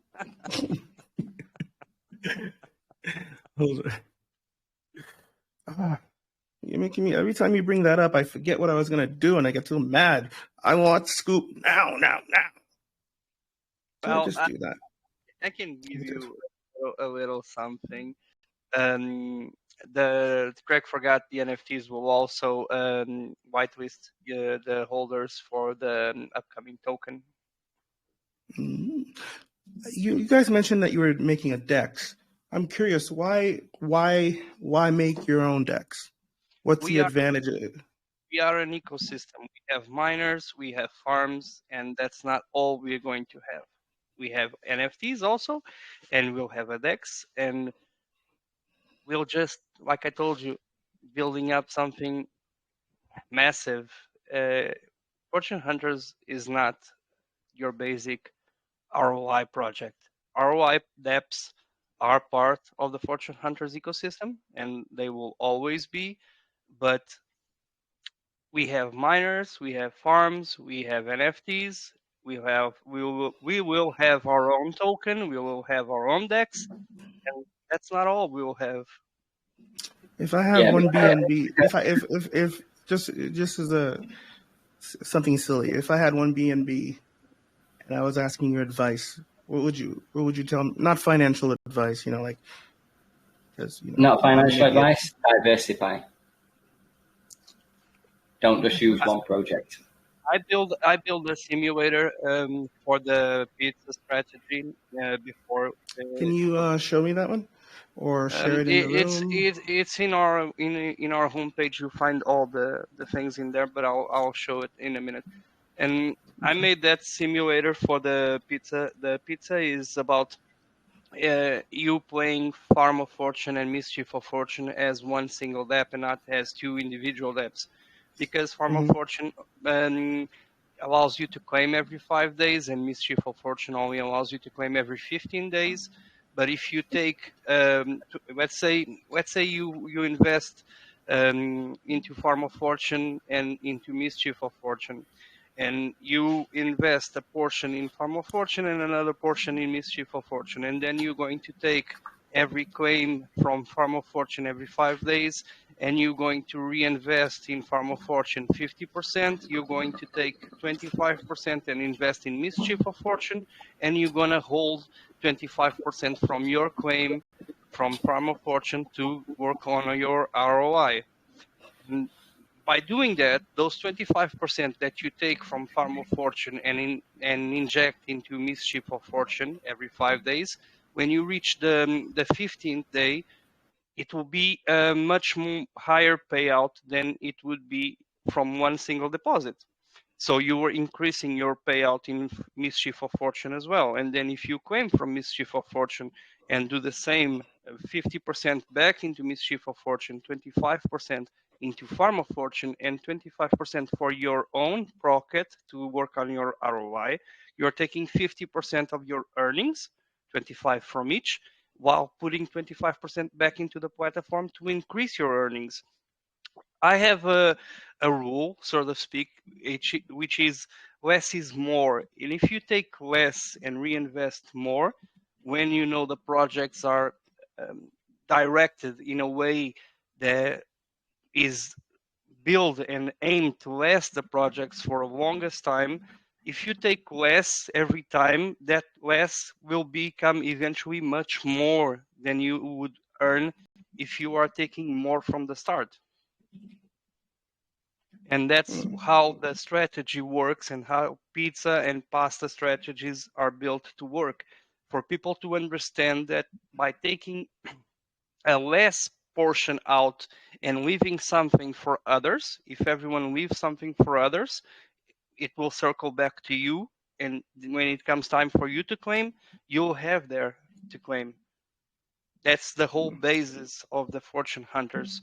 Not to be greedy, less is more, and think about the others as well. And we have achieved that. For as amazing as it may be, we have a community that understands this and is following this. And this, I repeat, I don't want to sound like repeating myself too much, but community is everything. And we have achieved something that is not easy to find in DeFi, that is to have a community that is constantly backing us and following our suggestions, and actually seeing that by following our suggestions, they are all making money, not just some. That's something that's very hard to find in DeFi, and that for me is one of our biggest achievements, is to have that sentiment in our community. You know, you just answered my next question, but I want the other guys to answer it. I was going to say, what are you guys most proud of that you've done so far regarding the ecosystem? Pick a piece of it for me that you guys think you like the most. Yeah, so the most part I'm proud of is the community, and for what we've achieved. You just said that.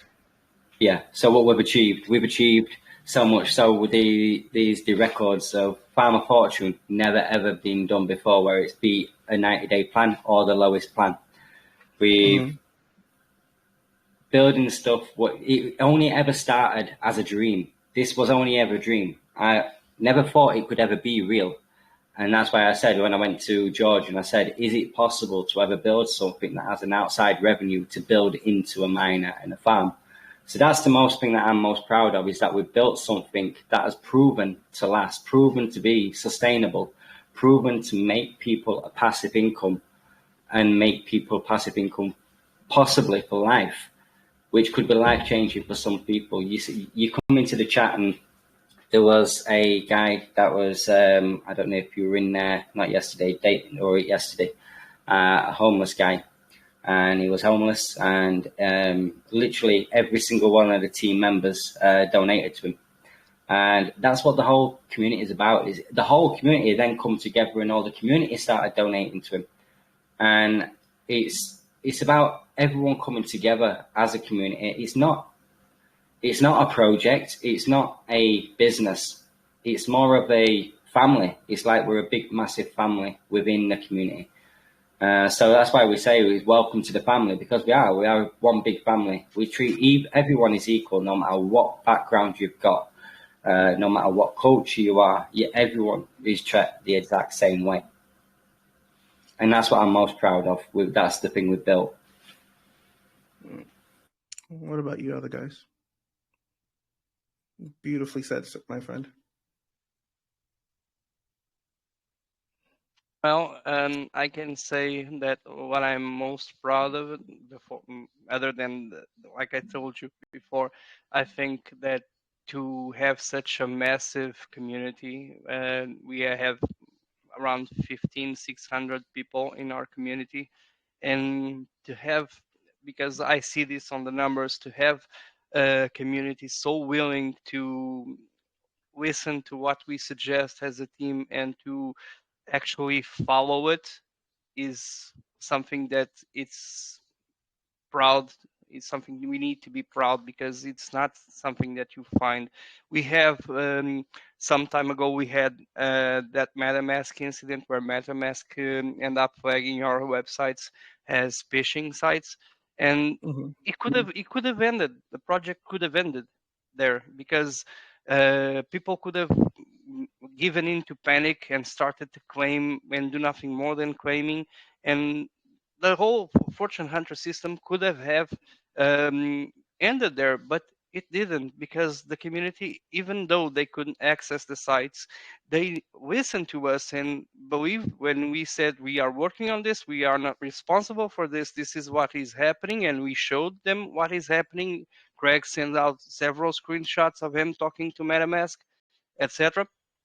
And the community was behind us and helped us overcome this, because it's very hard for a project to recover from something that you have a major warning site as soon as you enter our dApp saying this site is flagged for phishing, and you would, I don't know, I don't want to be here anymore. I want to take all my money from the contract and get out of here.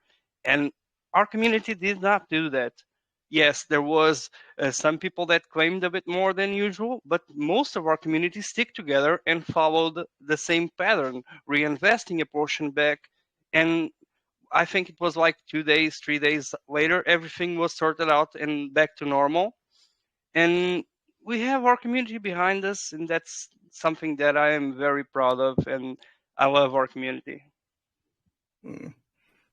I love our team. I love the way we work together. I love the way we understand each other so well.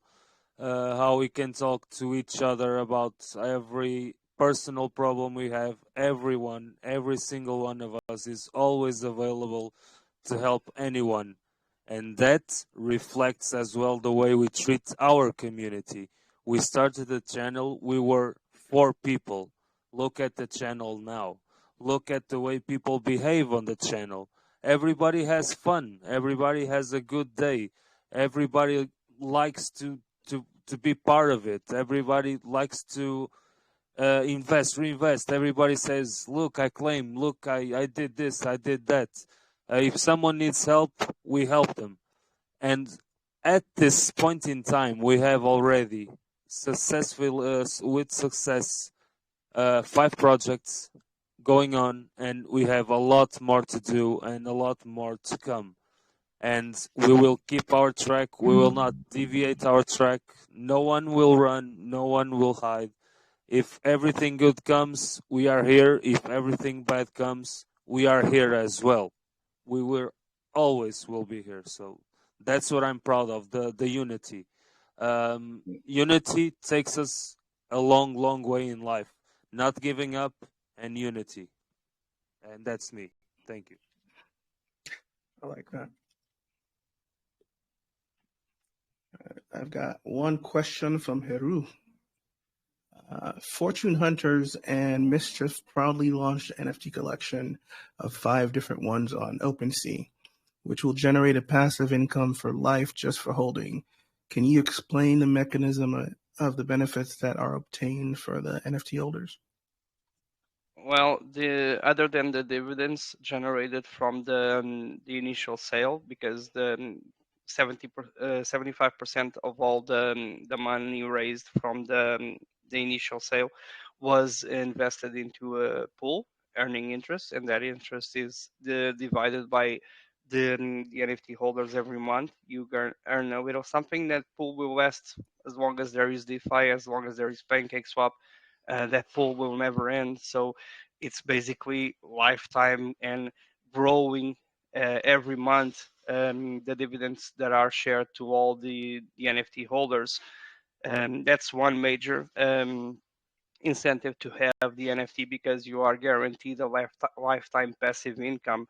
It doesn't start out as much. So, the first division was like around $4 per NFT for each NFT holder. Got, if you have 10 NFTs, you got $4 times 10. But basically, every month that amount will grow, and it's lifetime, because as long as there is PancakeSwap, as long as there is DeFi, that pool will exist and are paying out dividends.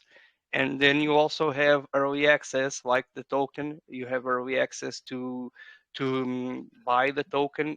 You have the power to vote on stuff on an ecosystem that is simply growing and becoming massive. And they are beautiful, basically. I love the mem one. But on your question, I think he misunderstood a bit. It's not Fortune Hunters and Mischief NFT. It's just Fortune Hunters Collection NFT. Richie has its own NFT for his app, which is great, and I love. It's a portfolio tracker app that needs an NFT to be unlocked. So just to separate things and don't cause confusion. That's a shitcoin tracker thing. Yeah, just so that doesn't make any confusion, it's 2 different collections. One is the shitcoin collection NFT, that's for Richie DGen Farmer app, and one is the NFTs from the Fortune Hunters collection. I think the person that asked the question may have misunderstood and asked because thinks they are both connected, and they are not, at least not in this time. Okay. Yeah, can I just add about the NFTs? So yes, the NFTs, everyone knows NFTs. Normally, you buy an NFT, the prices rise, and then after so long, they start to fall.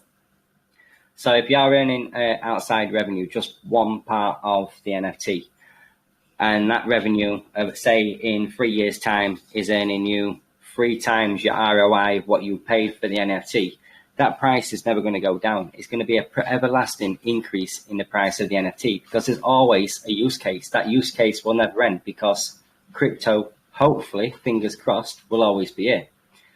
So if BNB is here or any other tokens are here, the revenue will still be earning in the back end and giving you passive income for life just for holding the NFT. Never mind a staking platform that could earn you tokens, or a whitelist function that can get you into the whitelist of the tokens. There's many different use cases for it, but they're just use cases that after they've been done, that use case is over. The outside revenue is a constant increase. So each month, as the increase in the revenue keeps going up, the value and the floor price of the NFT is also increasing, and it is now nearly $500 for an NFT that you only had to pay 100 USDC for in the first place. And is that going to stay forever? Is there going to be like a second edition or anything? A second round? At this present time, we've got no plans for any other NFTs. Everyone is asking for more NFTs, but we see as it's not fair on the ones that have already bought them, because they bought them at the original price of 100 USDC. and they've literally holding them now for nearly 2 months. And if we just decide to launch some more NFTs and say we sell them at 100 USDC again, it would be unfair on them because they may have bought one, like just recently, one went for 400 Matic. That's nearly $500, or maybe just over. It would be unfair on them because why would they have to pay that much when there's a new NFT come out at 100 USDC? So if we like to keep it fair for everyone. Yeah, there's another thing. We we have 1,000 NFTs in the collection, and it will never be any more than those 1,000 NFTs. If people want them, now they need to resort to the secondary market because all the NFTs are in holders' hands, and the price is determined by the market and the people that are buying and selling the NFTs. There's a 10% royalty fee on each sale. Those 10% also goes to the NFT pools to increase the earnings and the dividends for each NFT holder. And we will never have more than those 1,000 NFTs. We may have different NFTs in future, but it won't be like these ones. We can maybe make a sort of special commemoration NFTs with other things, but that's not in the plans right now. But to put an end to this question, the Fortune Hunter Collection NFTs will always be those 1,000 that exist currently and no more. If people want them, they need to buy them from the market, and the team has no influence whatsoever in the price of the NFTs. The only thing that the team promises from day one regarding the NFTs is that the pool will be lasting forever. As long as there is DeFi, the pool will be there earning dividends to pay the NFT holders, and the NFTs will have added utilities, which will increase the value of the NFTs, but the value they are sold is not controlled by the team in any way. It's completely in holders' hand, and people are free to put the price they feel comfortable. I personally feel the NFTs are worth $10,000. They were sold for 100. They were a bargain, and people don't realize how much of a bargain it was, but it will. We wanted to sell the NFTs at a price that everyone could get in because we want people to start small and grow. We have made some whales already, and this is actual fact, and some are in the chat right now. And if they want, they can say, I'm one of the whales that Fortune Hunters has made, if they want to, because that has happened. We know of people that started off with $50, $100 and now are reinvesting 5 BNV every week in Farm of Fortune. Imagine going from $100 to be able to make a reinvestment of 4 to 5 BNB. This is what Fortune Hunter is. People start off small and grow steadily, not overnight, but over time. Yeah, and that is our payment. That's our payment from Fortune Hunters. We don't need the money. We don't need the crypto. That is what makes us more happy. It gives us that warm feeling inside. We can sleep nice at night. We can sleep like babies. And that is what Fortune Hunters was all about when we made it. I love your accent, my friend. Babies. Can you guys hear me? Yeah, I can hear you. Yeah, perfectly, yes. Beautiful answer. Is there anything that you think is coming up that might fuck things up for you, or is it? I gotta stop cussing. You think there's anything? Are there any other obstacles in your way right now? Things like the MetaMask thing. Do you think there's anything like that coming up that you could maybe mitigate?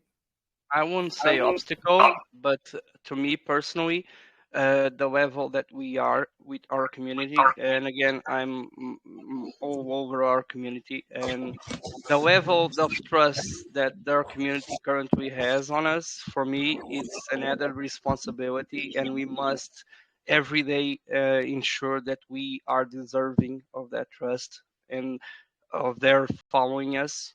And it's like I told you before, it's not easy thing to find in crypto, such a community like the one we have. And for me personally, it's not an obstacle, but it's an added responsibility to make sure we do things right and keep deserving their trust every day. Take this very seriously, Tiamat. The question is, we don't take this as a hobby. We don't take this as a pastime.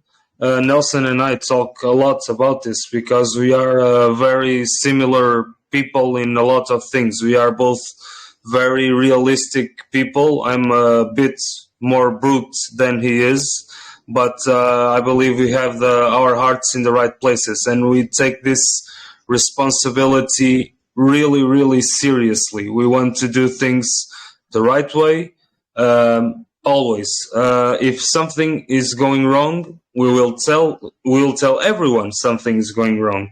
If something is not right, we will tell something is not right. If we encounter another problem, we will immediately address it and try to solve it as fast as it can. I can say one thing: I'm not ashamed of this. No one is. The first launch of Cake Fortune, way back on the first day, we messed up the launch. It went bad. We solved the problem talking between ourselves in about 10 to 15 minutes. No panic at all. Okay, this happens. We have a problem. We need to find solutions. The same day, every single person that invested into that project, that contract, got fully reimbursed in a matter of hours. That's it. And the next day we try again and we managed and we did it. And here we go again. And we are here now, and we want to do every day more and more and more and more and better every day. So yeah, if a problem happens, you are right to think of this. Life in general, it's like this. Not everything is perfect. Not every day is good. We all know this. We are all grown up people. We have families. We have responsibility. And that's another of the reasons why we take this so seriously and why we want to keep evolving. I'm a huge fanboy of CZ from Binance. And the man just refers the word keep building, keep building. That's how we should approach life. Keep building, keep going. Always. If you stand still, you don't go ahead. What's the problem? Go ahead. Try, fail, try again. Try, fail, succeed. Let's go. That's exactly why we are here for. To change DeFi. Craig had a dream. I'm with Craig all the way. I'm with Craig since day zero. So I know where his heart is and I know what his will is, and we all share the same thing. Let's go for it. All right, tell me, it's what, February? At the end of the year, let's say December, come December, what do you guys think you'll be doing as a team? What do you guys think you'll be doing as an ecosystem? And more importantly, what do you think the community can help you do to accomplish it? We will keep managing the projects we are managing now. We are building more things to add up, and the way I look at our community, and I'm really proud of them. I really am. Like Nelson said, Craig said, I know for a fact that every single person that works closely with us every day, it's super proud of the way the community is working. We are basically rowing the boat the same direction because we are doing things right and people are seeing results. They are seeing results for themselves. If they play the game right, if we play the game right, if everyone plays the game right, everything works. So at the end of the year, I will not tell you what we will do on the end of the year and next year, because we have plans for the end of this year and next year. I know you're eager to know, but you will have to wait like everyone else till the 19th. But yeah. They're getting sneaky, these questions. It's all about No, trying to get... yeah, but you won't No get shit. anything. You can be here. I can be here all I'm just night. trying to It reward won't this shit happen. so I can find out some shit. Man, I'm so stubborn. You have no idea. We can be here all day. You know what? I have one motto in group. I have one motto in group, and think of us as hare and tortoise. We are the tortoise. We go slow and steady. We win the race. Everyone keeps coming into group and saying, "Well, so and so project they sold out like 100,000 NFTs and made $1 million in a day," and then a month later that project's like gone. And like we're saying, like, yeah, we may took time, but we're slow and steady. We've been organic growth. It's the community that worked with us. We haven't just gone out on every single YouTuber that's come to us and said, "Look, I've got 260,000 subscribers. Let me do a video for you." If you want to do a video, you do a video. The only way you're going to get payment is by using your referral link. And that's what every single YouTuber's done. And that's why the YouTubers we've got, the selective YouTubers, because they're the ones that have basically agreed that they won't take any payment because it's working for their community. It's their communities that are benefiting from it because we're not going anywhere. We've been here nearly a year now, and we're going from strength to strength, but it's a strength to strength in a good way where the community, people don't just come into the chat and say, "Well, let me invest." They'll say, "How do I invest and how does this project work?"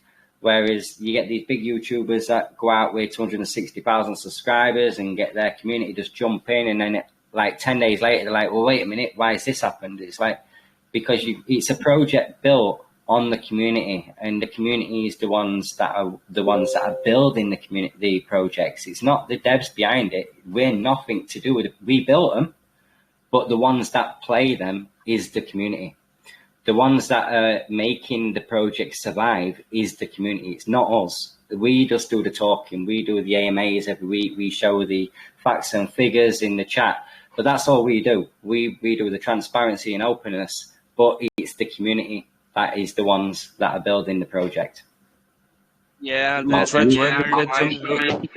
it reminds me, one of the hardest things in our community is that we have people that believe in us so much that they want to reinvest 100% everything that they claim. They want to keep reinvesting back into the platforms, and we say, don't do that, and they say, why the fuck, sorry for cursing, but why the fuck are you telling me not to put my money in your project? Well, it's not about putting all your money in the project. It's about balance, putting something back, but also taking something for yourself. And that's something that sometimes we struggle to make people understand. We don't want people to just reinvest or just compound themselves to infinity. We want people to be at a balance with an ecosystem, as all human beings should be. We are not viruses. We are mammals, and mammals develop a balance with the ecosystem where they live.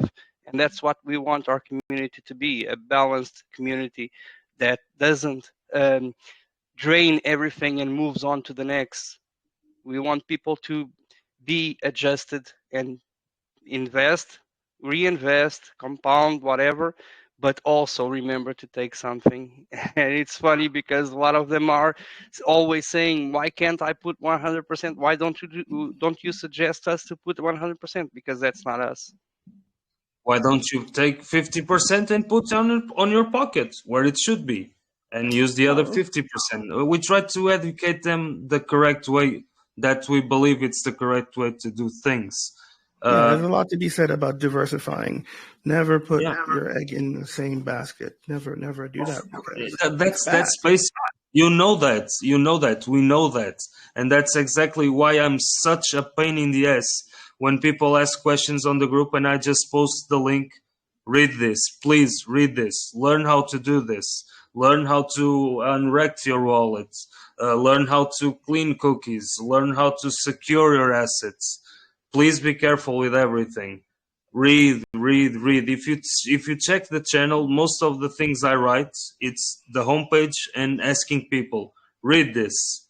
Please information at this day and age it's power, man. The more information we have on where we put our money, the better it is. One of the people that's here on the EMA, JP, it's a user, an actual friend. We developed a friendship for a long time. He doesn't understand why I'm in DeFi, why I'm in crypto, because he says I'm super risk adverse.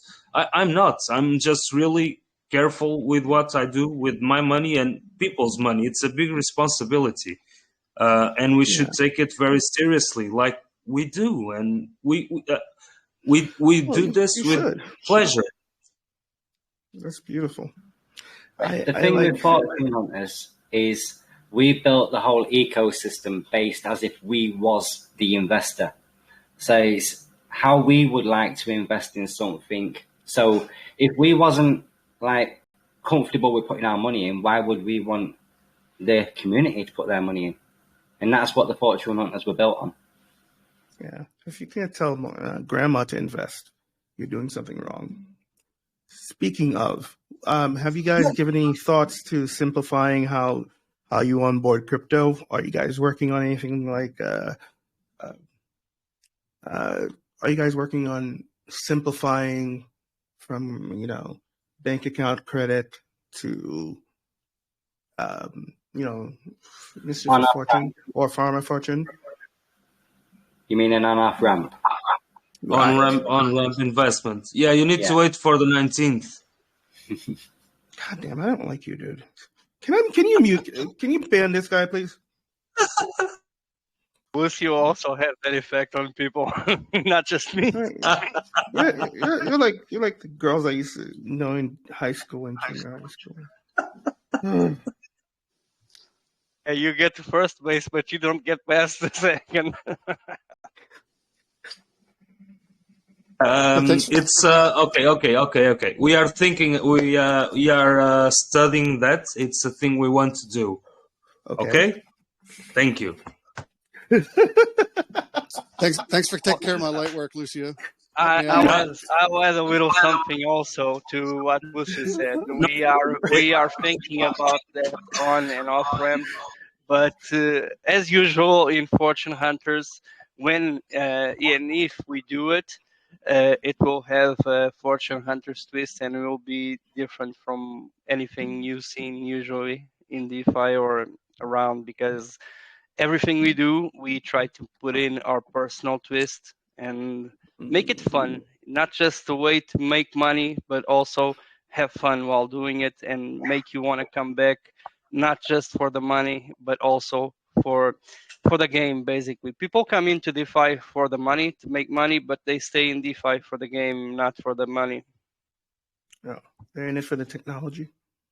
That as well. I like that as well. I am a fanboy from hardware wallet. Sorry, Portuguese.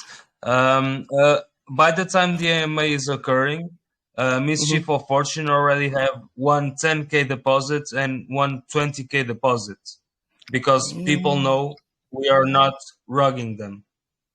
That will not happen. Not a single person will leave.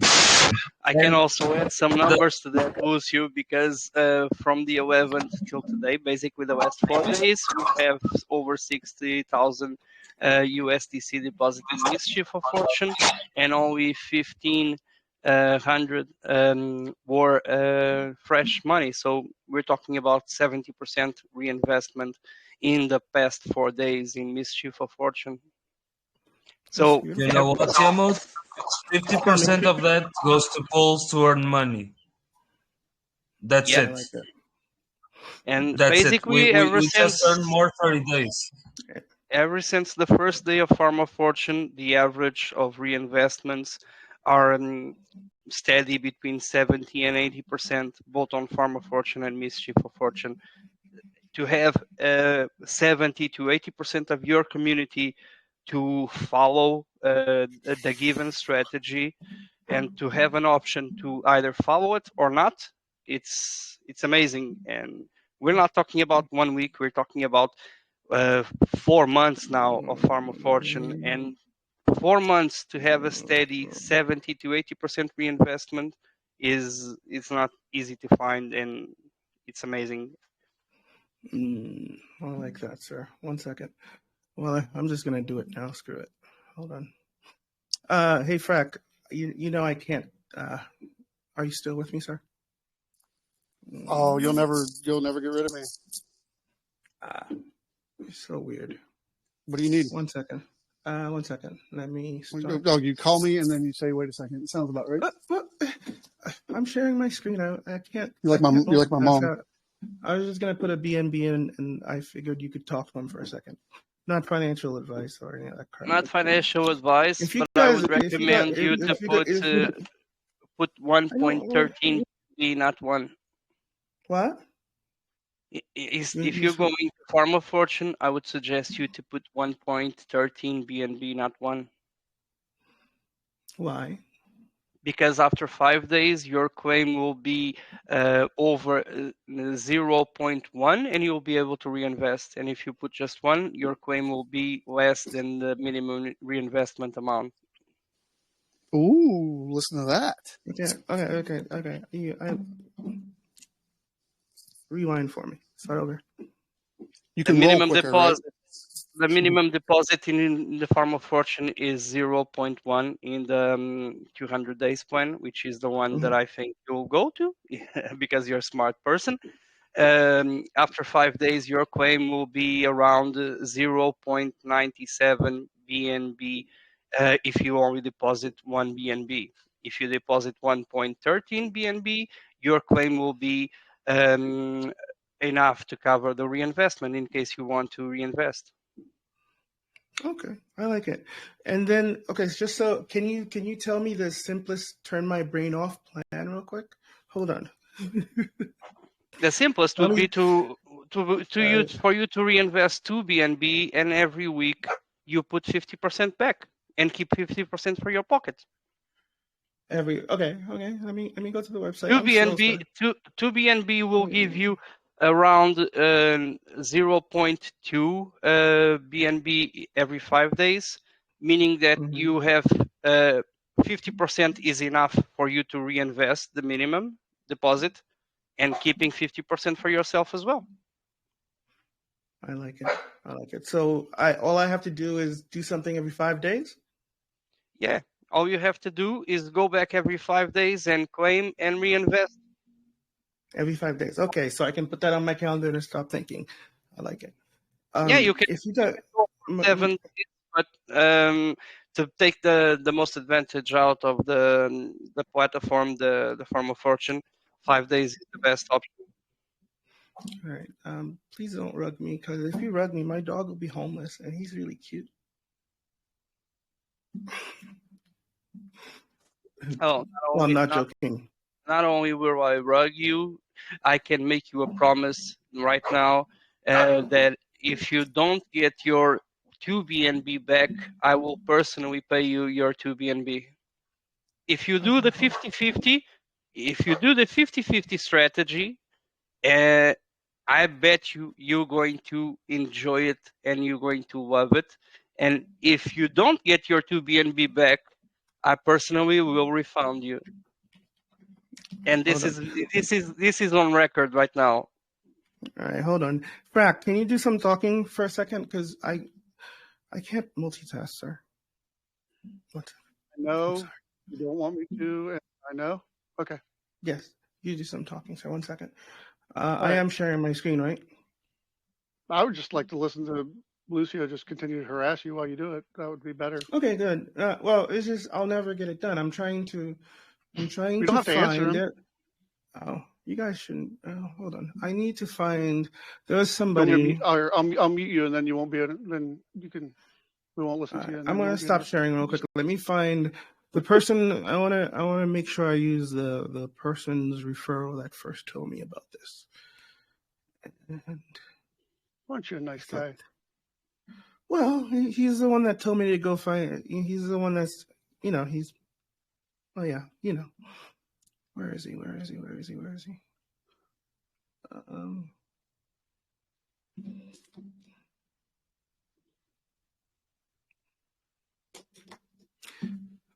the questions today have pretty much already been answered. What do you guys, any ideas for how to pick some giveaways? Something for giveaway?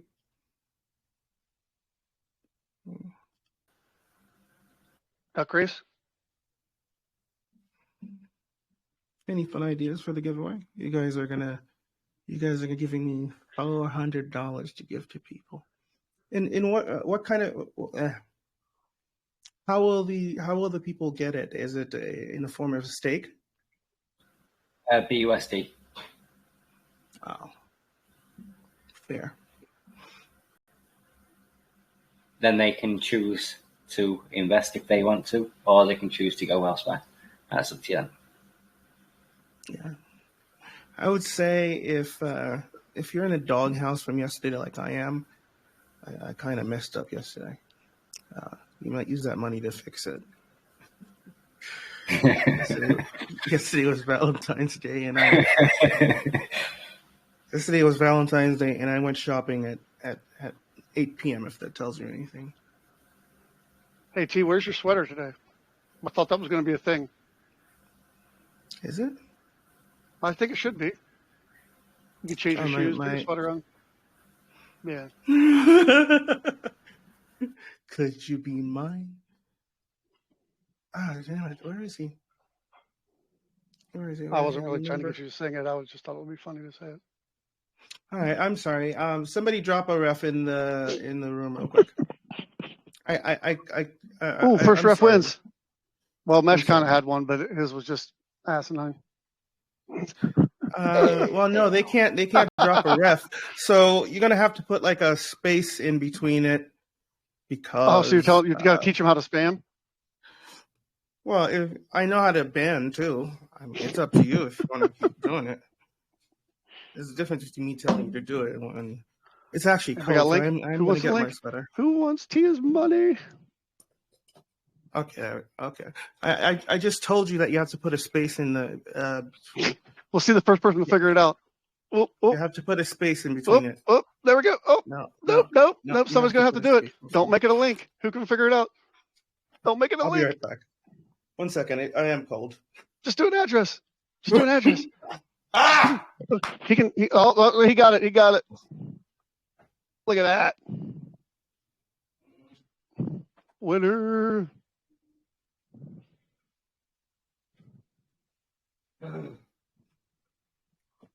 All right. Somebody got it. Okay. Pinned. Thank you. It's over. Now can you find the space after the P and before the S just to help you out so we don't take forever? See, this is the kind of thing we like to do in Fortune Hunters. This is the kind of thing we do it. I'm not that dense. So we fit in. Not that dense. Hold on. I like it. Okay, so if you again, my dog is really cute. You don't want to make my dog homeless. She's so cute. All right, which one's my wallet? This one. So whoever that was, I'm using you. I'm sorry, whoever. I've had like 1,000 emails since. I don't know how to pronounce the X, but somebody want to say it for me or phonetically type it for. I got it. No, no, you said you wanted to say their name. You want to know their name. You're going to say their name, but I don't know how to say it, so I was just going to ask somebody to say it for me. Who was it? Zenata? Yeah, Zenata. Shinata. No, he already said it right. You're going to have to keep saying it a different way. Yeah, I get everybody's name wrong. But I apologize if I say it so they're not bothered. Right. Yes, and I'm sharing the thing because I'm doing it. Not financial advice. I do really stupid stuff. And please don't tell my wife. Craig said it right. Please don't tell my wife. If you tell my wife, she's going to spank me. I don't like being spanked. Okay, so what am I doing? Zenata. What am I doing, sir? Can you see my screen? Hello? Yeah, so it's plan 1. You want to go in for 2%. It's the only one that makes sense because you only lock for 5 days in each plan, and then you can withdraw. So if you're going to go into plan 2 or 3, you're only getting 1.5% a day. Whereas if you get plan 1, you get after 5 days, you've got 10% of your ROI back already. And then if you reinvest that 5%. So when you get to, say if you withdraw every 5 days, should I say, on the 53rd day, you've ROI'd. But if you reinvest 50% on the 75th day, you ROI plus I've got to double your investment. Okay. So 1.13, right? 1.13, but that doesn't allow you to do 50%. That's why I suggested when you ask what's the brain freeze action to do if you want to get in and not think about it. That's what I want. That's what I want. Brain free, too much thinking, whatever. Just 1.13 invest? No, 2 BNB. 2. Yeah, okay. 2 BNB, and every 5 days you're going to reinvest half of that. So 5 days from now, you're going to come here, you're going to claim, and you're going to reinvest 0.1 BNB. And 10 days from now, you're going to come here and you're going to reinvest 0.1 something BNB, and so on, so on, and so on. Can you guys see the MetaMask window? Hold on, I'm not sharing it, right? I need to share the entire screen, I think. Can you see it now? Can you guys see the MetaMask window? Yeah, now it's showing. It's showing. Okay. Hey, Frack, just so I preach what I say, where do I edit it again? To name the contract. Edit? No. Sorry, I was greeting arrivals. It's here. I found it. So here. You were given instructions earlier. You were asking for instructions. I know. I forgot. So this is FOF. Okay. Okay. Perfect. Save. Done. And confirm. All right. My dog is so cute, though. Don't rub me. I'm just joking, mostly.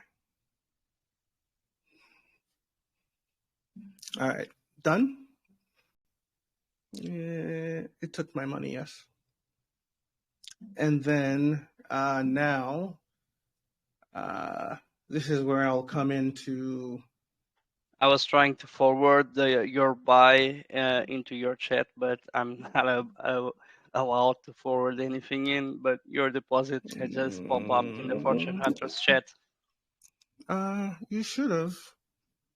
You should have been. Let me see if I made you ad. I thought I made you admin. Okay. I did, but maybe I didn't fix it all the way. So in 5 days, I come do something, and that is, I'm retarded. 5 days, you're going to take your money, you claim your earnings, and you're going to reinvest 0.1 back into Farm of Fortune and keep the rest for your ROI and profit. All right. So Monday, right? 5 days from now, let me check. Yeah. All right, cool. Thank you. And I'll do that because I'm not very smart. I'm not very smart at all. Okay. And pretty simple. I like it. Okay. Do you guys want to take some questions from the room? We're always ready. We're always ready to take some questions. If people want to ask, we're here. I like it. I like it. Okay. You guys want to raise your hands? Anybody with questions, please raise your hands. So will the real Sim Shady please stand up or something? Where's the hands? You got to scroll through anyway because sometimes it doesn't put them at the top. Nobody wants to talk. The person had his hand up the whole AMA and he's not there now. Oh my goodness, not a single hand. This is so good. Okay, you've taken my People can money. type if they are too shy to talk. They can type the question. We'll take the question as well. No problem. Okay. Yes, please. Oh, my wife. She's obsessed with the dog. She really is. Or is it me that's... Post, upset? then Mesh, post what we got. All three people are typing now. They're coming. Questions are coming. Can you guys see this thing? Oh, there we go. There's Abdul's got one for you.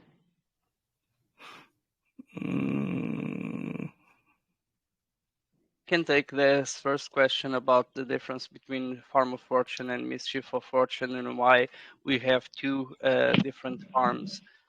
Let me try to read it without stuttering so that people Okay. can know what they're talking about. It says, I've noticed in your website there is two concepts such as Farm of Fortune and Mischief of Fortune. Why two concepts? By seeing the daily returns of FOF, Plan 1 is slightly better than Mischief's Fortune concept. Why should I go to MOF? Why should I go for MOF when FOF is giving 2% daily returns? So I want to know what is the uniqueness of each concepts. I'll get to the second part after you. You can answer that part. Yeah, because it's the smart thing to do. We need to think that I usually say people should look at Mischief of Fortune and USDC as their pathway to pay bills, and BNB has a moon coin.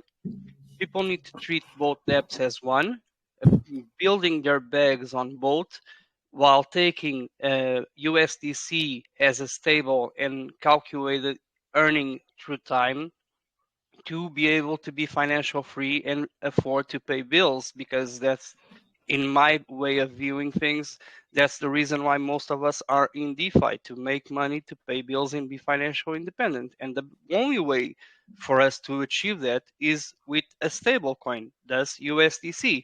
And if people are able to take enough from the Mischief of Fortune to cover their monthly bills, they can hold BNB, because BNB is a moon coin, and I think we all agree BNB is going sky high someday. And if people are selling BNB now at $200 and in 1 or 2 years time BNB is $1,000 or $2,000, they're going to regret having sold BNB at $200 or $300.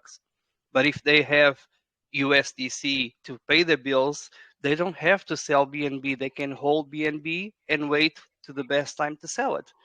So it's essential and is a smart thing to do to use both dApps as one and not just go after what pays you more. Because at first glance, yes, BNB 2% is more than USDC 1%. Mischief of Fortune is 1%. It's much more stable and much more easy dApp to be sustainable long term. But if people play them both as a single dApp and understand USDC bills money to pay bills at the end of the month, BNB, moon coin, the coin that I'll hold and wait for it to moon before I can sell and make a huge amount of money, they'll be much more happier in the future. I hope that clears the question. We want to go. So is that one question for them? Do we want to continue on that, or do you want to go to the next person? Well, I'm gonna keep go to the second part of that question. Okay. If I can find it. I'm just asking because I'm just gonna copy the usernames down for you. Okay, cool. Oh, who gets it? Perfect. No, just I mean, who asking questions right now? So go ahead. Sorry, I didn't mean to interrupt. Okay. So where is the second question, sir? I lost it. Well, the next question's from Mesh, but there was more to that. And the second part of the question is, I can see that there are 5 types of NFTs. Are there? Why can't I read? I can see that there are 5 types of NFTs in the FortuneHunters ecosystem. And it's mentioned that each holder will gain revenue as passive income every 28 days in the form of BNB. Is there any rarities like common to rare in all those NFTs? And there is not. They are absolutely the same utility. The only difference is the art. Nothing more, nothing less. Yeah, we like to treat everybody equal. So everyone that bought one is equal to the person that bought one last time. So it doesn't make any rarities. And this is the same guy, Abdul, but his last part of his question was, why did you choose BSC of all the chains? It's the safest network at the moment. Everywhere you've got like Polygon, which is slow. It sometimes like fails. BSC, I like. What makes it easier for me is because when you think of it, I'm like, there's only really Mischief or Fortune that I let other team members sort out the money. So the rest of it, I have to sort everything out. If I have to keep cross-chaining to sort that money out, I'm going to get myself mixed up. And if I need to quickly get to one chain to be able to get that money back into the contract if it's getting low, then I need to be able to do it there and then. So BSC seemed to be the safest route to go down. Fair enough. Mesh question is a question for Craig. Best answer. I could answer it, but Craig is the one that started handling the funds that go out of the contract. So I will just say that it's never. We're never going to be able to push away the fear that people have for rugs. That's not something that's easily done. Only time can push away that fear. As for the rest part of the question, I would prefer if Craig would answer it. Yeah, so the contract is open source, so you can see the code. The money that comes out of the contract is done through the contract. So the 50% that comes to the dev, which is myself, is coded. So we can't take any extra money out. If only way we can get extra money is by a new investment, which will give us 50%. So that's all that we can take. Everything else is open source as well. So we have the update sheet, which shows where the investments go, how much interest it's earned, how much we've paid out in BNB, how much we've reinvested into the contract to pay out the BNB each and every single day. We like transparency, and we believe that everyone should be treated like it's your investment, it's not ours. So if you're investing in our platform, it's only right you should know where them funds have gone. But fair enough. Rugs and stuff like that, we can't say we're not going to rug because everything we're not. But it's a bit contradicting. How can we say it? Can't prove it. We can always say it. Only time. Yeah, we can only always say time it. Can't prove it. Yeah. Only time will prove it.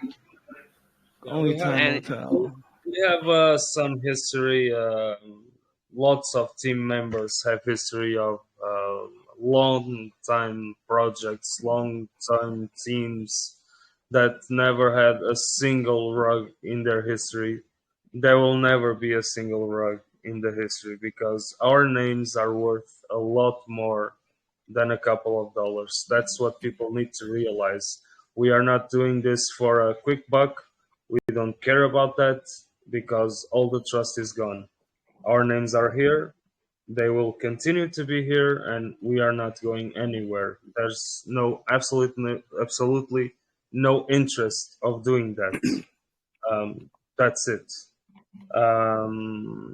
About the camel question, the KYC. Yeah, Craig uses his real name. My real name is Lucio as well. I don't believe in docs and public KYC. I really don't. Because the idea of crypto is to be decentralized. That eventually it will end. We know this because governments will have something to do with this anytime. But basically, yeah. Pink sale, I don't think we will do anything on pink sale, not for the time being or for the future. Okay, I can answer another one. Continue on that KYC part. Yeah, I can answer another one very quickly. The price of the NFT is determined with the market conditions on OpenSea.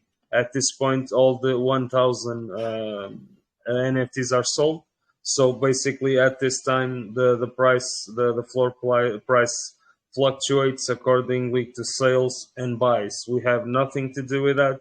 It's only market speculation of sales and buys. That's it. Beautiful. And Yeah, so the KYC, my real name, as everyone knows, if you click on my profile, it'll say Craig Heaversides. That is my real name. You can go on Facebook, check it all out, and that's why I ended up getting so much when I was called a scammer. Because my real phone number and everything was linked with my Telegram, and I had it visual to everyone. Although I think now, after a year, I think I've proven myself that I can actually go fully KYC. London Blockchain, we have YouTubers going with us, so they will be recording live. So you'll see my face anyway. On the 19th, I will be doing my first ever webcam VC. So everyone will see before I go to the blockchain economy. This will be the first time I've ever done it, and I'll be starting to do my YouTube videos with video as well. I was going to do one today with video, but I decided I'll wait until the 19th for everyone to see there and then. So it should be our group that sees first. But that was the only thing. I was willing to do it a long time ago, but because of the death threats I was receiving, the team thought it wouldn't be a good idea for me to be fully KYC'd at the present time. Fair enough. Because we did go through quite some distraughting time at that time. But now I think we've proved ourselves after a year being in DeFi and showing. Well, you can see the charts for yourself for Cake and Elk. And for miners, it is very rare to see a chart like that. Even for a token to see a chart like that, it is very, very rare. It's not rare. It's counterintuitive. Exactly, it's contra nature. It's not a natural movement in crypto. Well, I think part of your secret formula is the mirror pools. Yes, I think that's 100%. and all the other stuff, because I think that was one of the missing pieces that was from that formula. So it bodes pretty well. As regarding to KYC and docs, I still am against it, and I will always be against it because people are crazy in DeFi, and we need to look out our relatives. And Craig holds keys to wallets that hold millions of dollars, and it's a liability for himself and for his family to be KYC'd, and I am against it, but I respect and applaud Craig's decision to go ahead with doxing and KYC because it's what he believes, and I trust him completely, and if he thinks it's the right time to do it, then I'll back him up as always have and always will be. And I'll take also a question from Mankoy that is asking about the new miner, but the new miner was already spoken by Craig, and the pasta will be showed in due time. Now, I won't answer that part, but I will talk about the part that every project is linked to each other and feeding previous projects, and he is asking how is that fair for incoming investors, and why is it fair? Because FortuneHunters is not like all other projects, and again, we need to help and we count on our community to help people understand that this is not your ordinary ecosystem or project. We don't want projects to fail, and by having them all connected and helping each other is a way for us to maintain all projects. And the only way it would be unfair for a new investor to join and having a portion of his deposit feeding other projects would be if that project were to die or if he would not make earnings. And people are joining Cake of Fortune today for the first time, and Cake of Fortune is 11 months old, and people are still joining, and Cake of Fortune is being fed by new projects, and people are joining Farm of Fortune and Mischief of Fortune today, and they are making money. So it's fair for everyone because all the projects remain active and paying. Nelson, can I add something to that? Yeah. I like what you said there, and something to think about too is that you're doing that with what would be the dev fees. So you're rolling it down from project to project. So in fairness, as long as you're here and you're still building, which you guys will be, then each project is feeding down into the next. So you're going to get yours too, and it's you're almost like you're building a blockchain, of miners and farms. Speaking of, is that what's on 19th? Are you making a blockchain? Oh, sorry if I outed you, but I don't think that probably wasn't. I'm joking. But you can tell me though if you want. Yeah, all projects are interconnected as a chain, and they all are ready to support each other, because that's basically us going against the market, because we are dependent on market conditions to maintain our projects. But instead of only being dependent on the market, we are creating new stuff to change the conditions of the market. We are creating our own conditions to be able to maintain our projects. And this is why all projects are connected and feeding each other and ready to support each other. Why would we allow Cake of Fortune to die and stop the pools from Cake of Fortune to generate interest into Cake of Fortune? If Cake of Fortune, let's imagine that no one else would deposit in Cake of Fortune, and Cake of Fortune people would be just claiming and claiming and claiming.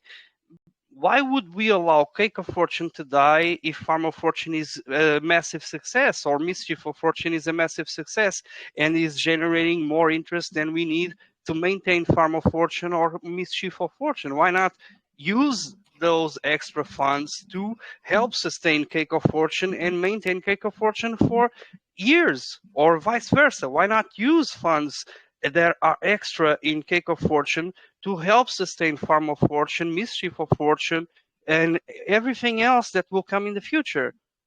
It's a whole ecosystem. It's not Cake of Fortune system. It's not Farm of Fortune system.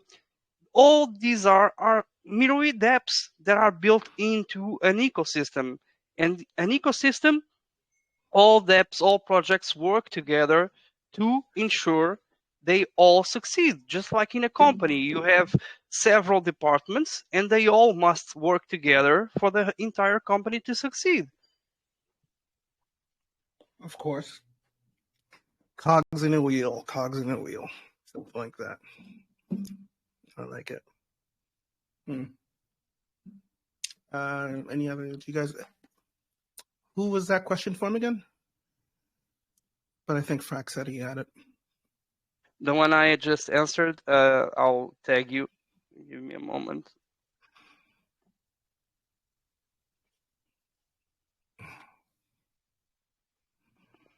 Hey, Nelson, can you tag him on all the ones we answered, or whichever ones we need to keep track of? Because if it's up to he and I, we'll just be asking you later. Yeah, we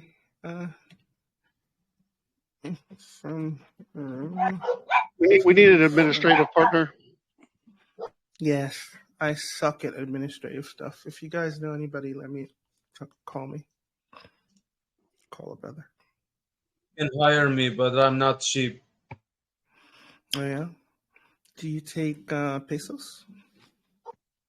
I figured for right now, while you're free, we just use you. Do you take Venezuelan money? No, man, euros only. Oh, because I could afford a lot of Venezuelan money. Fortunately, everyone can. Too soon? What does that mean? I'm sorry, my Venezuelan brothers. That's sad. All right, next question, my friends, if you want to.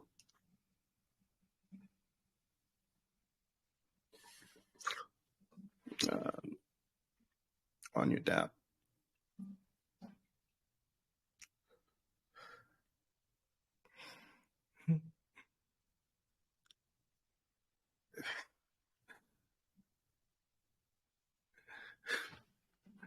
Smells by the time.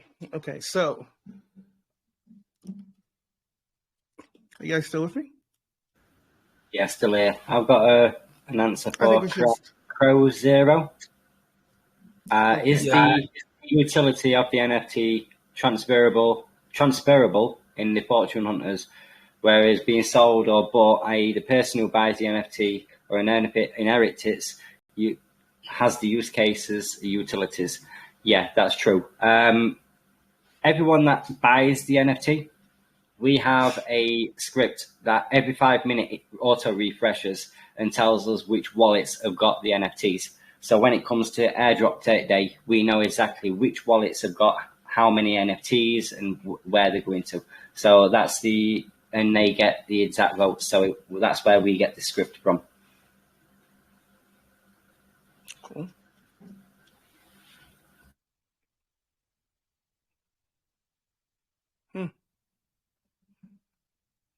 I'll take another question from Jameson Bow. I just tagged him. He's questioning because we may be the first project with goals to remove the Ponzinomics. How can we consistently pay if there's not much fresh deposits in a month? Well, I answered that earlier on. This week in Farm of Fortune, from the 11th, the last 4 days until now, we have the 770 BNB invested, and 154 BNB out of those 770 are fresh deposits. Right now, Farm of Fortune already is at a reduced Ponzinomics. Ponzinomics will always exist. We rely on outside sources like PancakeSwap, and they feed us. So it's always a Ponzi because we are getting from somewhere. If we don't get it from somewhere, we can't. Money doesn't grow on tree. We can't invent something that isn't there. So well, you're not the government. Exactly. Ponzinomics will never cease to exist, but on Farm of Fortune and Mischief of Fortune, the Ponzinomics of it right now are more up to the community than to the new investment need. We need the community to follow the reinvestments as they have done so far. Then we need new people joining in. We always will need new people to join in. We always want new people to join in because we want to grow even more. And we can only grow more if we have more people. But the necessity of new people to maintain the projects right now is reduced compared to what it would be if the community would not be behind us. This is the key. We can't just look at just one thing in a project and say it's because of this. No, it's down to several things. It's the pools, outside income, it's the way the team acts with the community, it's the way the community acts with the team. It's all a balance, and we are managing to keep it balanced with the help of our community because we have made sure to earn that help and that trust. Well said, sir. Well said. Money doesn't grow on trees, or I would have a farm. Yeah, me too, buddy. Me too. Every single business needs customers. There's not a single business that doesn't need customers. That's what it is. It's basic. Yeah, I mean, it is what it is. I think we're pretty much done.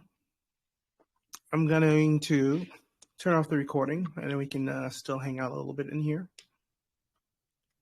Unless you guys want to answer one more, unless you have any other questions that you want to answer. I mean, is it mandatory? I like you guys, but it's been like 6 hours, so I mean, whatever. Yeah, we can keep going if you want. I just wanted to ask. I have tagged some questions, but I'm not sure if I catch them all. If I miss someone, people, please give a shout out and say this is my question that was answered for us to know. Okay. Yeah, I need to go. Otherwise, my wife will kick me out. So, okay, guys, it was a pleasure. One of the best AMAs I ever attended. So, congrats. Thank you. Freaking famous. I'm really in a good mood, and it was an amazing AMA. So, count me in for the next one. Yeah, I'll I'm sorry, I'm so slow. also. I'm just dumb.